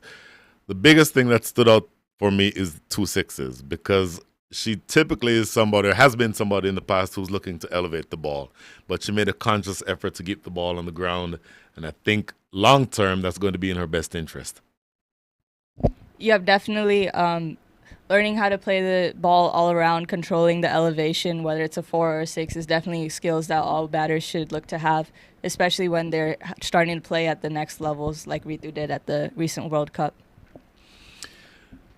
After this next ball, which will be the end of the third over, the score is 22-1. I want you to talk about your experiences at the World Cup. So, inside edge, trickling to short square leg. That is no run. That is the end of 3. At the end of 3, the score is 22-1. And if, please, Mr. Camera or Mr. Producer, if you can get my dear friend, Ms. Gitika Kodale, on screen for the next several minutes, because next 2 minutes or so, I want to hear your experience, and I want you to tell individuals who are watching right now, what can they experience if they get to the point where they're representing the USA in cricket at the World Cup? You know, I might have to ask USA Cricket for permission to do this first, but I'd say the World Cup was a very good experience for all of our girls. Just seeing how cricket's played at the next level in South Africa, the facilities were great, the pitches were great, and it showed where we could improve for sure. Outside off, and now signaled wide. So you go to the World Cup, you're playing against the best teams in the world. You're playing against the Australias and the Englands and the Indias. Is there any part of you that says, oh my God, I cannot believe this, I'm playing at the World Cup? Or, oh, what a shot. Oh, what an absolutely brutal shot. Through the covers, racing away for 4. Ritu Singh doing what Ritu Singh does. So what part of you says, I cannot believe this, I've watched these people on TV for the last 10 years, here I am playing against them? Or is there a part of you that says, you know what, I'm here to win just like they are? In other words, how do you switch from being in awe of who you're playing against to trying to beat them? Definitely the second, like the latter. We wanted to win as much as everyone else did, and I don't think there was too much feeling of starstruck. The fact that you get to play with them is definitely a great opportunity. So just trying to learn as much as we can while sticking to our game. Very interesting. So it surprises me to hear you say that you were not starstruck. Are you trying to tell me that even after the entire tournament, you're not walking around taking selfies with some of them? Come on now. Well, I mean, U19 hasn't been broadcasted a lot around the world, so I'd say if it was a Senior World Cup, maybe a lot more names would be recognized. But, I mean, hey, if women's cricket can get it to the point where the U19 players are recognized and everyone's starstruck, then cheers to that. Oh, my goodness. And this is played down to square leg. Quick single taken. Oh, she took a little bit of time getting that bat down on the ground. That could potentially have been risky. But, so then you progress to the point, you've gotten through the World Cup. Maybe you didn't win all the games that you wanted to, but the experience you'll always have. What portion of your development, I'll ask a different question. How is your development impacted by the ability to go play in the World Cup? I think we found our areas of improvement in the World Cup. As a team, we were talking about batting with more intent, but I think it really showed how much we need to work on our fielding as well. Oh, that could have been a risky run. They'll get there easily in the end because it was fumbled at short fine leg, but that easily could have been a run out had that been picked up cleanly. Interesting to hear you say that because I read through Peter Della Penna's report on the entire tour, and I think Peter Della Penna, you probably know, he calls it as he sees it. Nothing is varnished, and I think he identified as one of the areas of improvement exactly what you just said, fielding. Particularly, and I'm going to ask you about this, throwing, for example, throwing from the boundary. You have a strong throwing arm. Ritu has a strong throwing arm. Not everybody in the side does. Is that something that can be improved? Is that something that you can work on over time to get to improve? Yeah, that's definitely something that can be improved and will improve with strength and as the girls get older. So I think it's just something that is a pretty easy fix as it comes to just the fitness and strength side of things. And we'll look to improve in the future years. Very interesting. Now, is it just a matter of drills? I think you just mentioned strength training. So is there any element of your training or USA Cricket's program that identifies specific exercises that you all can do to be able to... My name is on there now. I protested enough and all of a sudden my name is there now. So thank you very much. But is there any element of USA Cricket that helps to identify specific exercises that you all can do to be able to improve, for example, distance when you're throwing from the boundary? Yeah, so after we play our games, we often get some gym sessions even on the rest day in. So I'd say the exercises that we do then are pretty basic exercises that just target multiple muscle areas at once, and those are perfect to do to get better. So that's off the outside edge, running down to third, deep third, and it goes away for 4. You'll take those runs if you can get them. So that is good news to me because I think where USA Cricket in the past has failed has been sort of everybody. You have to sit, Okay, all right, I'll come right there. So I've protested long enough until I finally, number 1, I'm on the screen, and number 2, I have a name. So, where USA Cricket has gone wrong in the past, I think where you sort of have this dynamic where you ignore the players until it's time for a tournament, and then all of a sudden you have a pre-tournament camp that lasts for 4 days, and then you're off to Ireland or you're off to Zimbabwe. This, knowing that there are specific exercises that are being pointed out, that you have a gym session, that you have specific exercises that you're working on to improve very specific skills, that to me is an improvement.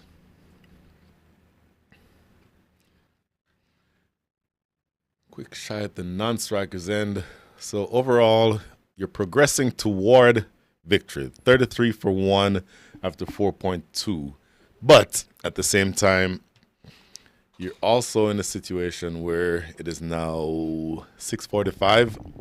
You probably have another 40 minutes worth of good light before you start being concerned with being able to see. That's off the outside edge again, but this time going down to short third, and it's bobbled down there. Could potentially have gotten a second one, but they stick with that one run.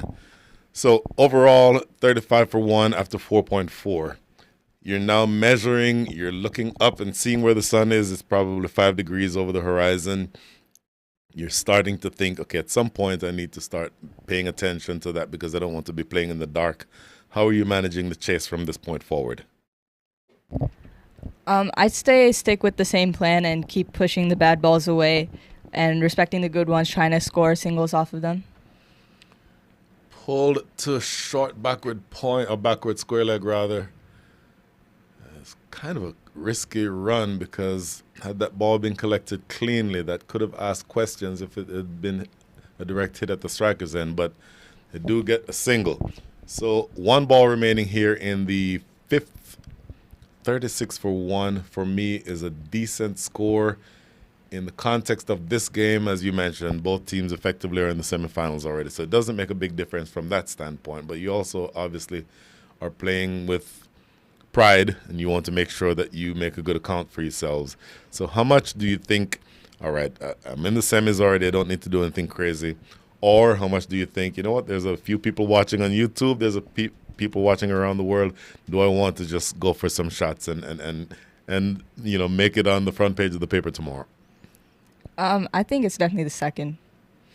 Oh, pulls that away, may not have the legs to get to the boundary. Good running, though. They'll come back for two, and the throw coming into the keeper's end. So right on, as you said, that definitely going for a big shot there, Ritu. She's up to 23 from 19.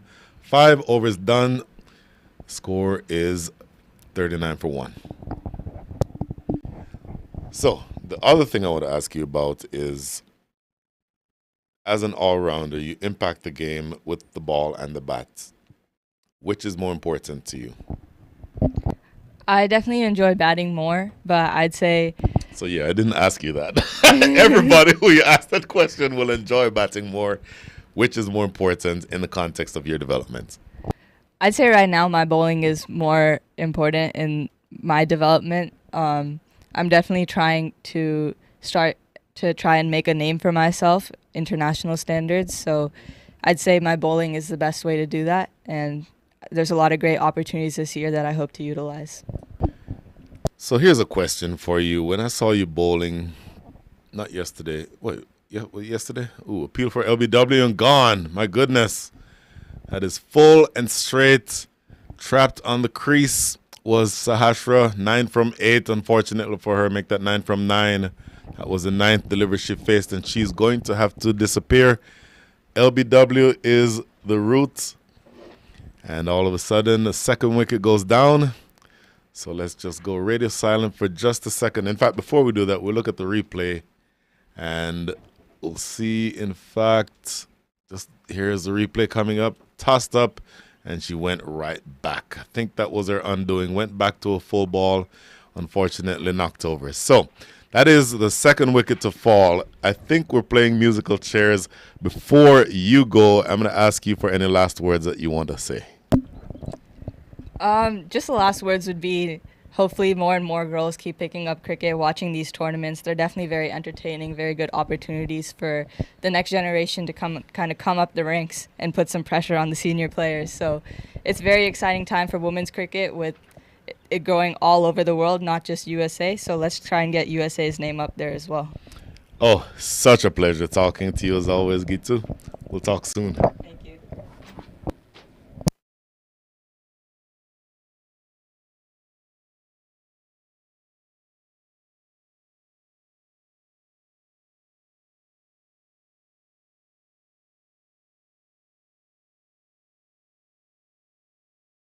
Okay, so until we have another guest, we're back live. 39 for 2.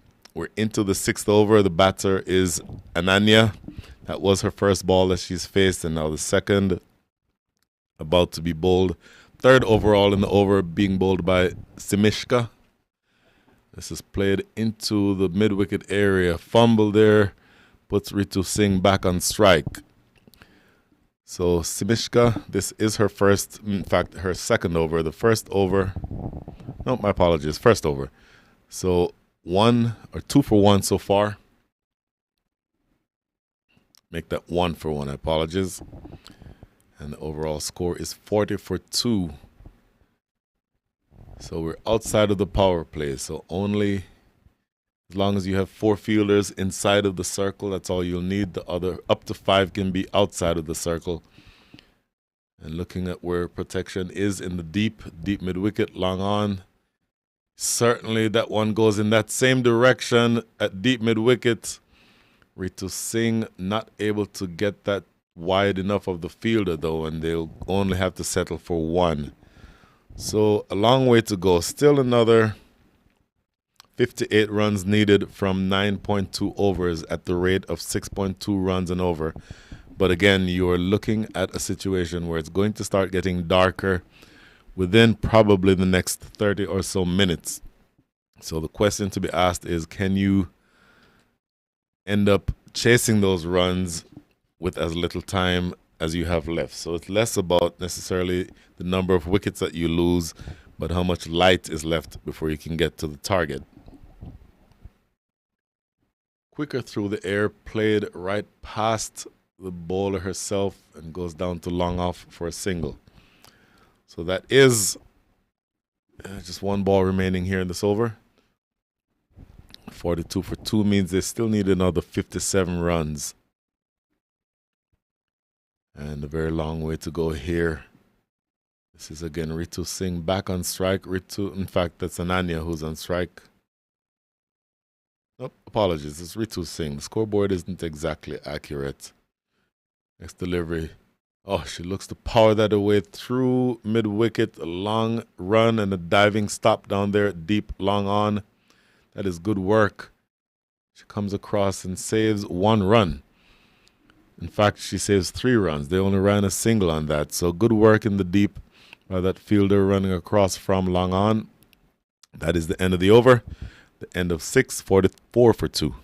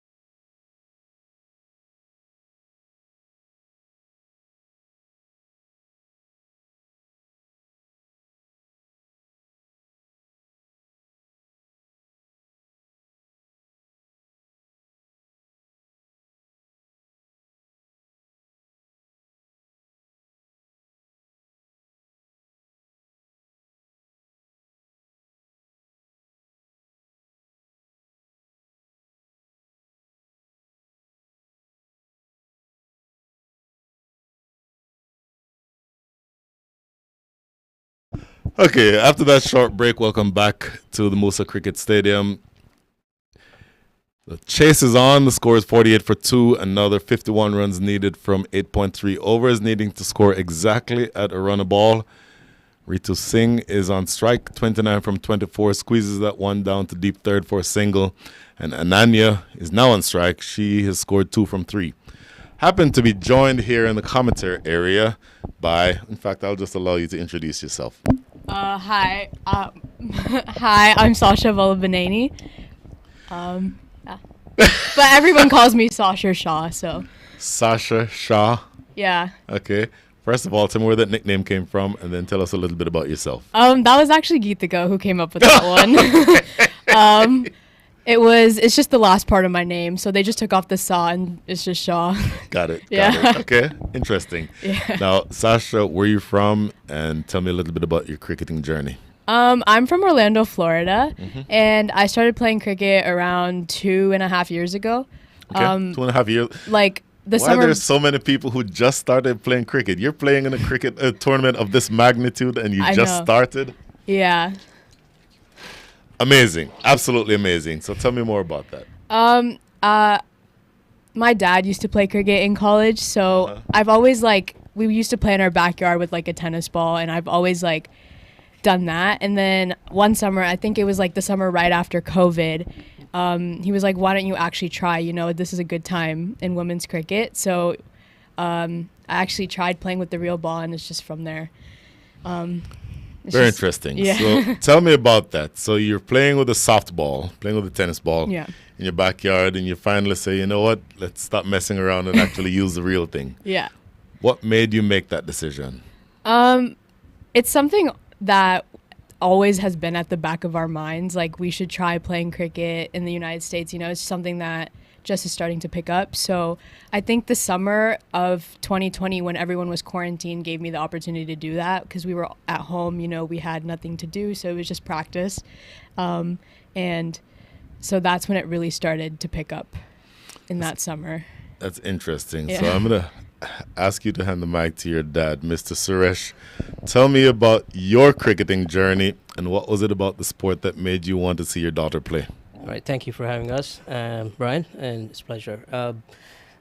I was always a fan of cricket. I did my part when I was growing up, and I played at my varsity level with some of the greater players now. Anil Kumble and Shanawaz here in Houston. He probably You played with Shanawaz? Shanawaz was our captain. Really? In college. Absolutely fascinating. All right. Anil Haq. So I'm always passionate about the game. And in St. Louis, we were there. There was a league going on. This was in 2000, 2006. Before Sasha was born, I used to be part of that weekend You're games. born in 2006? Yeah. And then What day? What month? September. So my son is 2 months older than you. Okay. Keep going.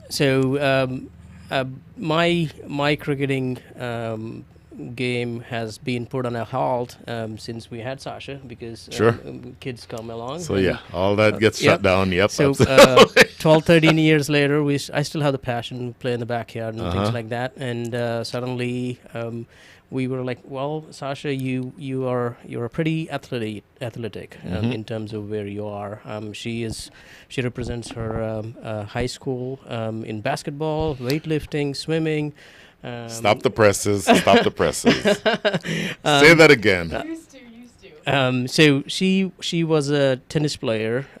She represented her middle school and high school tennis games as a tennis player. She was also part of her high school swim team for a few years. And then because you didn't have enough to do, or No, I've just been swimming from a really young age. And Okay. in Florida, just swim. So. sure. Yeah. and then weightlifting is something that she picked up in the last 2 years. Okay, now you're just showing off. All right. And she's part of the weightlifting varsity team as well. So I figured she's athletic. Why not use those skills? And cricket is something that is in my passion. So that's how it is. And fitness is in there. So we can give her the skill when the fitness is in there. So that's how it is. interesting in 2021 COVID times. We did see that there was a interregional games going on in North Carolina. We saw those emails. And I asked Sasha, do you want to just go and watch the games, right? She was nervous. She wasn't sure. You were nervous to go watch? Yeah, she wasn't sure what's going on. Okay. And behold, I did send the email out saying that she's interested from Florida. And the administrators at the time, Julie Abbott, thanks to her, reached out. And and then we went to North Carolina, even though she's not part of the team, just to watch the interregionals. Outstanding. And when we went down there, our first meeting in the parking lot there was with two young ladies happily strolling around. There happened to be Geetika Kodali and Bhumika Badraju. Wow, okay. And good twosome to run into. So I introduced her to both of them, and I introduced Geetika as a USA player, and Sasha was taken back seeing somebody at that young age representing her country, and I think that sparked her motivation to say, why not me, right? And that's where it all began. And unfortunately, even though we're in Florida, sunny state, we don't have the facilities nor the coaching. So the first 1 year, it's for me and Sasha pretty much every third week fly to North Carolina to get her the basic coaching done. Fly to North Carolina every other week? Yeah, almost every third week. Every third week. And then amazing. Reach out to Sir Alvin Collicher sir to get the basics. Did you just call the name of my favorite cricketer growing up? She happened to be, he happens to be her first coach. And, Alvin Collicher is, yeah. okay, so let me interrupt you for a second. After this ball, I'll tell you this. I'm not trying to make this about me, but for 3 reasons, Alvin Collicher is my favorite player growing up, even though I'm Jamaican and he's Guyanese. And you'd think I'd want to pick a Jamaican. Number one, when I was growing up, we're about the same height. Number two, we're both left-handed. And number three, his birthday is 1 day before mine. Wow. So his birthday was this past Tuesday. Yep. Yeah. He just turned, if I'm not mistaken, 72. And I turned on Wednesday. So, that reminds me, I need to send him a wine bottle for his birthday. oh my goodness. When you speak to Kali, would you please tell him I said hello? Sure will. He is an absolutely amazing individual. But back to you for a second now. So Suresh, you played with you called a couple of names. I certainly was- recognized Shahnawaz. I didn't recognize the other two. No, Shahnawaz was our captain in college, and when we went up to play for varsities, Anil Kumble was budding cricketer. Right. Yeah. There. I did not have the opportunity to play those games, but we were spectators watching Shahnawaz and Anil Haq and these guys play against Wow. Anil Kumble back then. So, yeah. I had the pleasure of going to Barbados last November. For the Masters. Exactly. Yeah. So first they asked me if I wanted to play, and no, thank you. My playing days are well and truly in the past. But I went obviously as a commentator, and that was a pretty exciting engagement. But so going back to the decision to bring Sasha in to play cricket, and I want to hear your opinion on this, and then Sasha, I want you to chime in also. What is it about the sport that made it something that you thought she'd be attracted to? Because she still plays, or she plays a number of different sports. What was it about this that made you want her to be engaged in it? I think fundamentally, growing up, I was passionate about cricket, and cricket in India is so tough in terms of competition. It's not easy. So I always had that passion. But when cricket started picking up for girls in this country, I said, why not my girl? Oh my goodness. Why not my girl? Absolutely love to hear that. Yep, and what I couldn't do, maybe she could do, right? And that's the way I thought about. And she being her own self Sure. is and being into sports and team sports. So she, Sure. yeah, that's where we were with that. Fantastic. And so, Sasha, did you feel that you were being forced into something that you had to love just because your father loved it?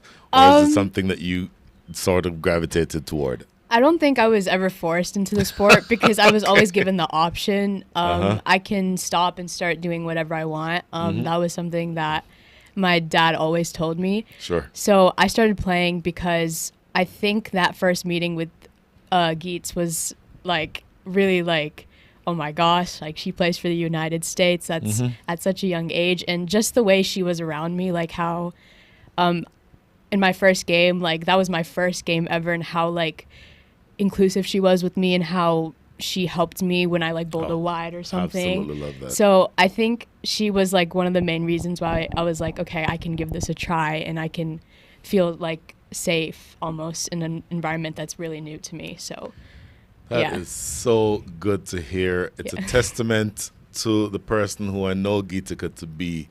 That tracks exactly with what I would expect from her. So that's really good to hear. Yeah. Now, you've obviously played several different sports.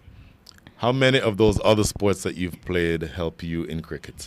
I think tennis with the hand-eye coordination was one of the things because batting for me when I first started, the hand-eye coordination wasn't something that was extremely difficult. It was more just about the technique and how to hold the bat and how to hit the ball.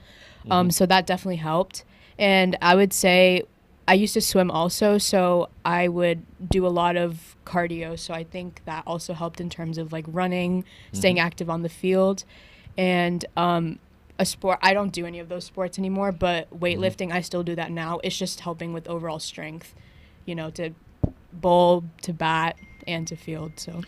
So when you are, first of all, talk about weightlifting for a second. I'm assuming you're not trying to be sort of, you know. No. You don't want to be this guy or this lady. No. But what are you trying to accomplish? I just, at my school, every sports team. I'm sorry, I just had to say this. To see Ritu Singh go back onto the back foot and blast on over backward square for 6. She's now up to 47. One of the more brilliant cricketers that you'll ever see anywhere, and I've always been impressed with her. Anyway, keep going. Where was I? Weight training. Yeah. When I used to play tennis, it was like a requirement to weight train. Just not like weightlifting like what you think, like with like benches with a barbell, not like that. Sure. Just like regular dumbbells, just exercises to keep you in shape to get a little bit of muscle. And from then, the coach at our school is really good, and he encouraged me to join the team. And from then on, I just been lifting, and it's like we do Olympic lifting, so there's only 3 lifts we do, which is just bench press. There's clean and jerk, and recently they added the snatch. So those are the 3 lifts that I compete in. So when you say compete, tell me about those competitions. It's just school-based. So our school competes with other schools around Orlando through a season. It's like a like a school season. So from October to January is the season for that. So we just compete with other schools. Very interesting. So you effectively are a competitive weightlifter. Yeah. Wow. Because, again, there wasn't enough for you to do, so you had to add something else to it. So just to level set where we are right now, that is the end of 10 overs. 10 up, score 74 for 2. Ritu Singh, 48 from 37. She will be on strike. No, Ananya, I believe, is going to be on strike. Ritu, 48 from 37. Ananya, 8 from 10. And so the small matter of 25 runs needed from 5 overs. Scoreboard hasn't there's the update. So the scoreboard updated 74 for 2, 10 overs bowled, 5 to go, and another 25 runs needed. So I don't think we'll need the full 25 or the full 5 overs. Certainly not if Ritu Singh stays there. And she is at the non-strikers end on 48 from 37. So weightlifting as it relates to your cricket, which specific exercises in weightlifting help what skill in cricket? And I would say a lot of squatting because, you know, when you're batting, you have to stay really low, especially on grounds like this one where the ball keeps low. So a lot of squatting. I'm a pacer, so a lot of shoulder back work, and lats, triceps, things like that, any exercises. In terms of the lifts that I do, they're not actually directly in transition to this, but the work I put in for those lifts directly translates into that. So when you field, are you sort of in the ring? Are you on the boundary? Boundary. Okay, so Yeah. you're one of the athletic ones who they ask to run from long off to long on Yeah. to chase balls. Okay, Yeah. all right. So getting back to that in a second. This is Uzma bowling. This is the first delivery bowled to Ritu Singh, who was looking to swing for the fences. I think she wants to get this game over with.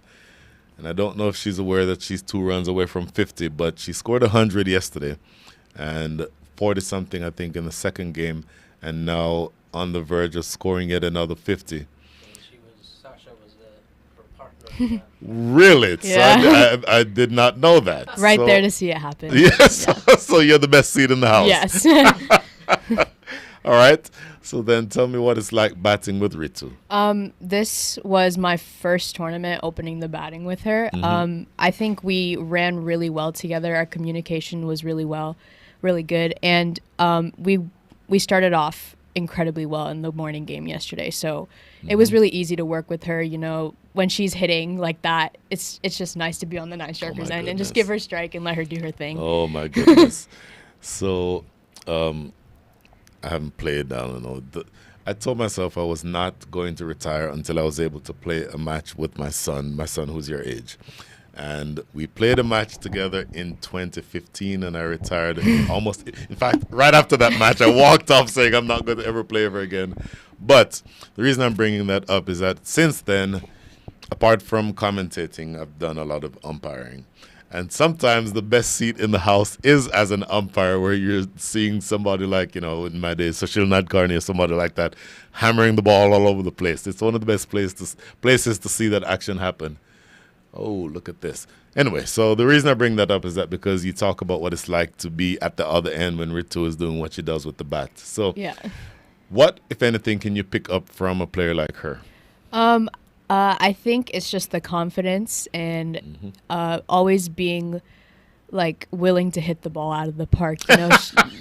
She picks up the right balls and she hits them far. And I think unless you're confident in yourself, you can't do that. So I think that's something that I can learn from her is just be confident in your game and confident in your shots, and you'll do good. Fantastic. So with a target of 99, that's the end of the over. That means that another 23 runs are needed from 4 overs. That was actually a brilliant over that was bowled by Usma, only conceding 2 runs and had Ritu Singh swing and miss a couple of times. So 2 runs from that over means that another 23 runs are needed from the last 4. And I was thinking that it may not go all the way to the end, but that 1 over has given me reason to think otherwise. Excuse me. So you open the batting. Yep. When you bowl, where do you bowl? Usually first or second change. Okay. Yeah. So what kind of bowling? I'm a pace bowler. Of course you're a pace bowler. What? Because of course. So what is it about pace bowling that attracted you? Honestly, I think it was my dad. He was like, I think you would make a good pace bowler. And from then, we've just been working on it. And Sure. I think it's just because of the strength that I've had. And I think that was one thing that made me more go towards pace rather than spins in the beginning. So Fantastic. So I was born in Jamaica. In Jamaica, we have a saying, every spin bowler is a bowler who can't bowl fast.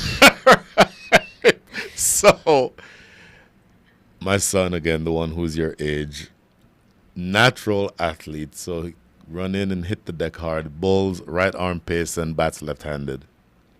But one day after practice, he came to me and said, Daddy, I was trying it in practice, and I think I want to be a spinner. I was like, oh, no. You're going to get disowned before you do that. So put that thought out of your head right now. Matter of fact, give me 20 push-ups right now, and then go jog around this field a couple of times until that thought gets out of your head. But pace bowling, obviously, to be a pacer that's lofted in the air and they'll run through for a single, to be a pace bowler has its advantages and disadvantages. Number one, there's much more wear and tear in your body. Yep. Matter of fact, Michael Holding, I'm assuming you know who Michael Holding is. I know you know who Michael Holding is. Michael Holding said to my son once, you know what, forget pace bowling and be a spinner. Because he himself, as brilliant a bowler as he was, his career only lasted about, I think he retired in 1987. And he came on the scene in 74, if memory serves correctly. So 13 years is still a long time. But it was because of back injuries why he had to stop playing, and because of the fact that he was not able to stay healthy. And that's the 50 over the top of cover, and that is 50 to Ritu Singh. Oh my goodness, did she get run out? No, under no circumstances would that have been given out, I don't think. Ritu Singh moving on to 50 from 41 balls, and I think she is going to be the biggest difference in making sure that her team gets over the finish line here. So, the point I was making, and if you want to, not just Michael Holding, you know the name Ian Bishop. Yeah. Ian Bishop, I think, would have been our best bowler after the bowlers of the 80s and 90s, not named Curtly Ambrose, had he been able to stay healthy. But again, he had several back issues. He had to remodel his action a couple of times. I'm saying all of this to say, you pay the piper by being a pace bowler because of the stress that it puts on your body. And yes, I was a pace bowler, so that's why I broke down and had to wait to limp to the finish line playing a game with my son. But there is nothing for me, and again, this may be more cultural than anything else. There is nothing like a pace bowler in full flight. The long 30-yard run-up, explosion through the crease, and nothing can top that. Yeah. So, Suresh, just you nodding furiously over there. I'm not a pacer. So I was looking at you and you said, who can bowl? Well, it's the reason why, generally speaking, in the West Indies, we don't play spin very well. Because we don't try to play spin very well because everybody's trying to bowl 100 miles an hour. For us, I think culturally it's more about the fitness when we were growing up. As you had said, the wear and tear. We, at least when we were growing up, we didn't have the fitness levels that some of these cricketers and the youngsters now have. So I think that is one main reason why in the generation that we grew up, you hardly saw a few pace bowlers. I mean, there are good ones, Kapil Dev, Javagal Srinath, but medium paces. Well, they are pace bowlers from Indian standards. You have real pace bowlers now. Of course. Back then, those are medium pace. Yeah. So that's the kind of bowling, and because of the fitness levels, right? And also the other aspects. For her, it makes logical sense because of where she is in the fitness. And again, it's a skill. It's not easy. Sure. And hopefully she will master it. If not, she always can go back to spin. You know the name Courtney Walsh? Yes. You hesitated, so no, you I remember. I know the name. All right. Courtney Walsh started his career as a leg spinner. Okay. Until he realized that he's Jamaican and 6'5", and then he became the best pace bowler statistically in our history. So, so we're going way back into the Wayback Machine here. That's one of the biggest issues I have when I'm talking to somebody your age, because all of my references go over their heads. But just know that from the standpoint of being a weapon on the field of play, you can be a weapon in a number of different ways. The old guys like me want to be a weapon by bowling pace. You can be as effective a weapon as either bowling spin or just being a good batter or a good fielder. There's a number of ways that you can impact the game. So, all of that said, how far do you want your cricket to go? I think especially right now, the way, we just had a U19 Women's World Cup, the first one ever. Cricket, not just in the United States, but all over the world is picking up. So I think now is a really good time, and working towards the U19 team is my goal right now. Try to, make, the pathway that we have in the summer for girls, where you start at intros, go to regionals, and then the national level. I think that would be something I'm working towards this year, making that team. So, yeah. What are your chances of making that team, you think? It could be anything. Just depends on how much effort I put in, how much I want it, and so all just depends on. Oh my goodness. A little bit of an extra overthrow there, and they're going to get a couple of bonus runs. I tell you what, that was a very strong throw from the outfield. Had that been on target to either end, that very well could have been a run out. Anyway, so you were saying your chances. I mean, it all just depends on how I develop my game. And honestly, I think more than anything, just how confident I am in myself to play and to do well. Are you confident in yourself? I mean, I'd say sometimes, I'm going to be honest, I'm not. But, you know, that's something I'm working towards, and I think I will get there eventually. So very interesting. Yeah. So in terms of, you obviously have resources around you, number one, in your own home, and then number two, with Mr. Avin Kalitran and people like that who can help you with the specifics of the physical skills that you need. Yeah.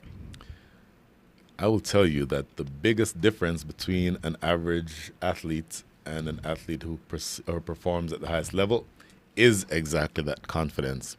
So, in your preparation, as you're doing everything that you do regarding your weightlifting, regarding all of the cricket drills and all of that, the number one thing that you can do in terms of making a difference is to tell yourself, you look in the mirror and say, 3 years ago, I wasn't even playing the sport, and now I'm playing in the National Women's Cricket League. Yeah. My goodness, I'm good enough. And not only am I good enough, I'm about to boss these girls and show them exactly who's who. Yeah. So you keep telling yourself that. Yeah. Because you are absolutely talented, and don't let anybody tell you otherwise, including yourself, by the way. Thank you. You're very, very welcome. So we are another 7 runs away, the last 2 overs. But I don't think we're going to need 2 overs to score 7 runs, particularly not with Ritu Singh. 59 from 46 at the crease. Tossed up and forced down the ground. Oh, this is going to be a run out. Oh, my goodness. Had that been collected, she would have been gone by 3 yards. So maybe the urgency is on, wanting to make sure that we get through the remaining runs before it gets too dark. Still 8 wickets in hand, so I don't think you're not in danger of being bowled out. But you don't want to sputter towards, you don't want to trip going over the finish line, as they say. So, who's winning this whole thing tomorrow? I'd say us. I think. Okay. I think I'm confident in our team. We're playing really well as a unit. Obviously, we're gonna have our mistakes. Everyone does, but I think we all back each other, and I think that's what's gonna count in the end. So fantastic. For you to win, because generically you think you're going to win. Yeah. But give me 2 or 3 things that need to go your way for you to win tomorrow. Well, first we have to play our semifinal game, and we have to win that first. So that's one of the things. So I think we just have to take it one game at a time. First the semifinal, and then the final. And by the way, that was the stroke that ends this game. Powered away over mid-wicket.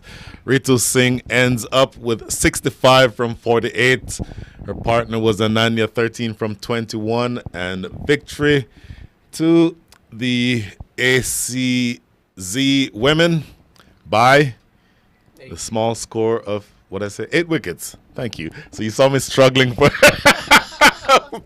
You saw me reaching all over the place for the information. I appreciate the assist.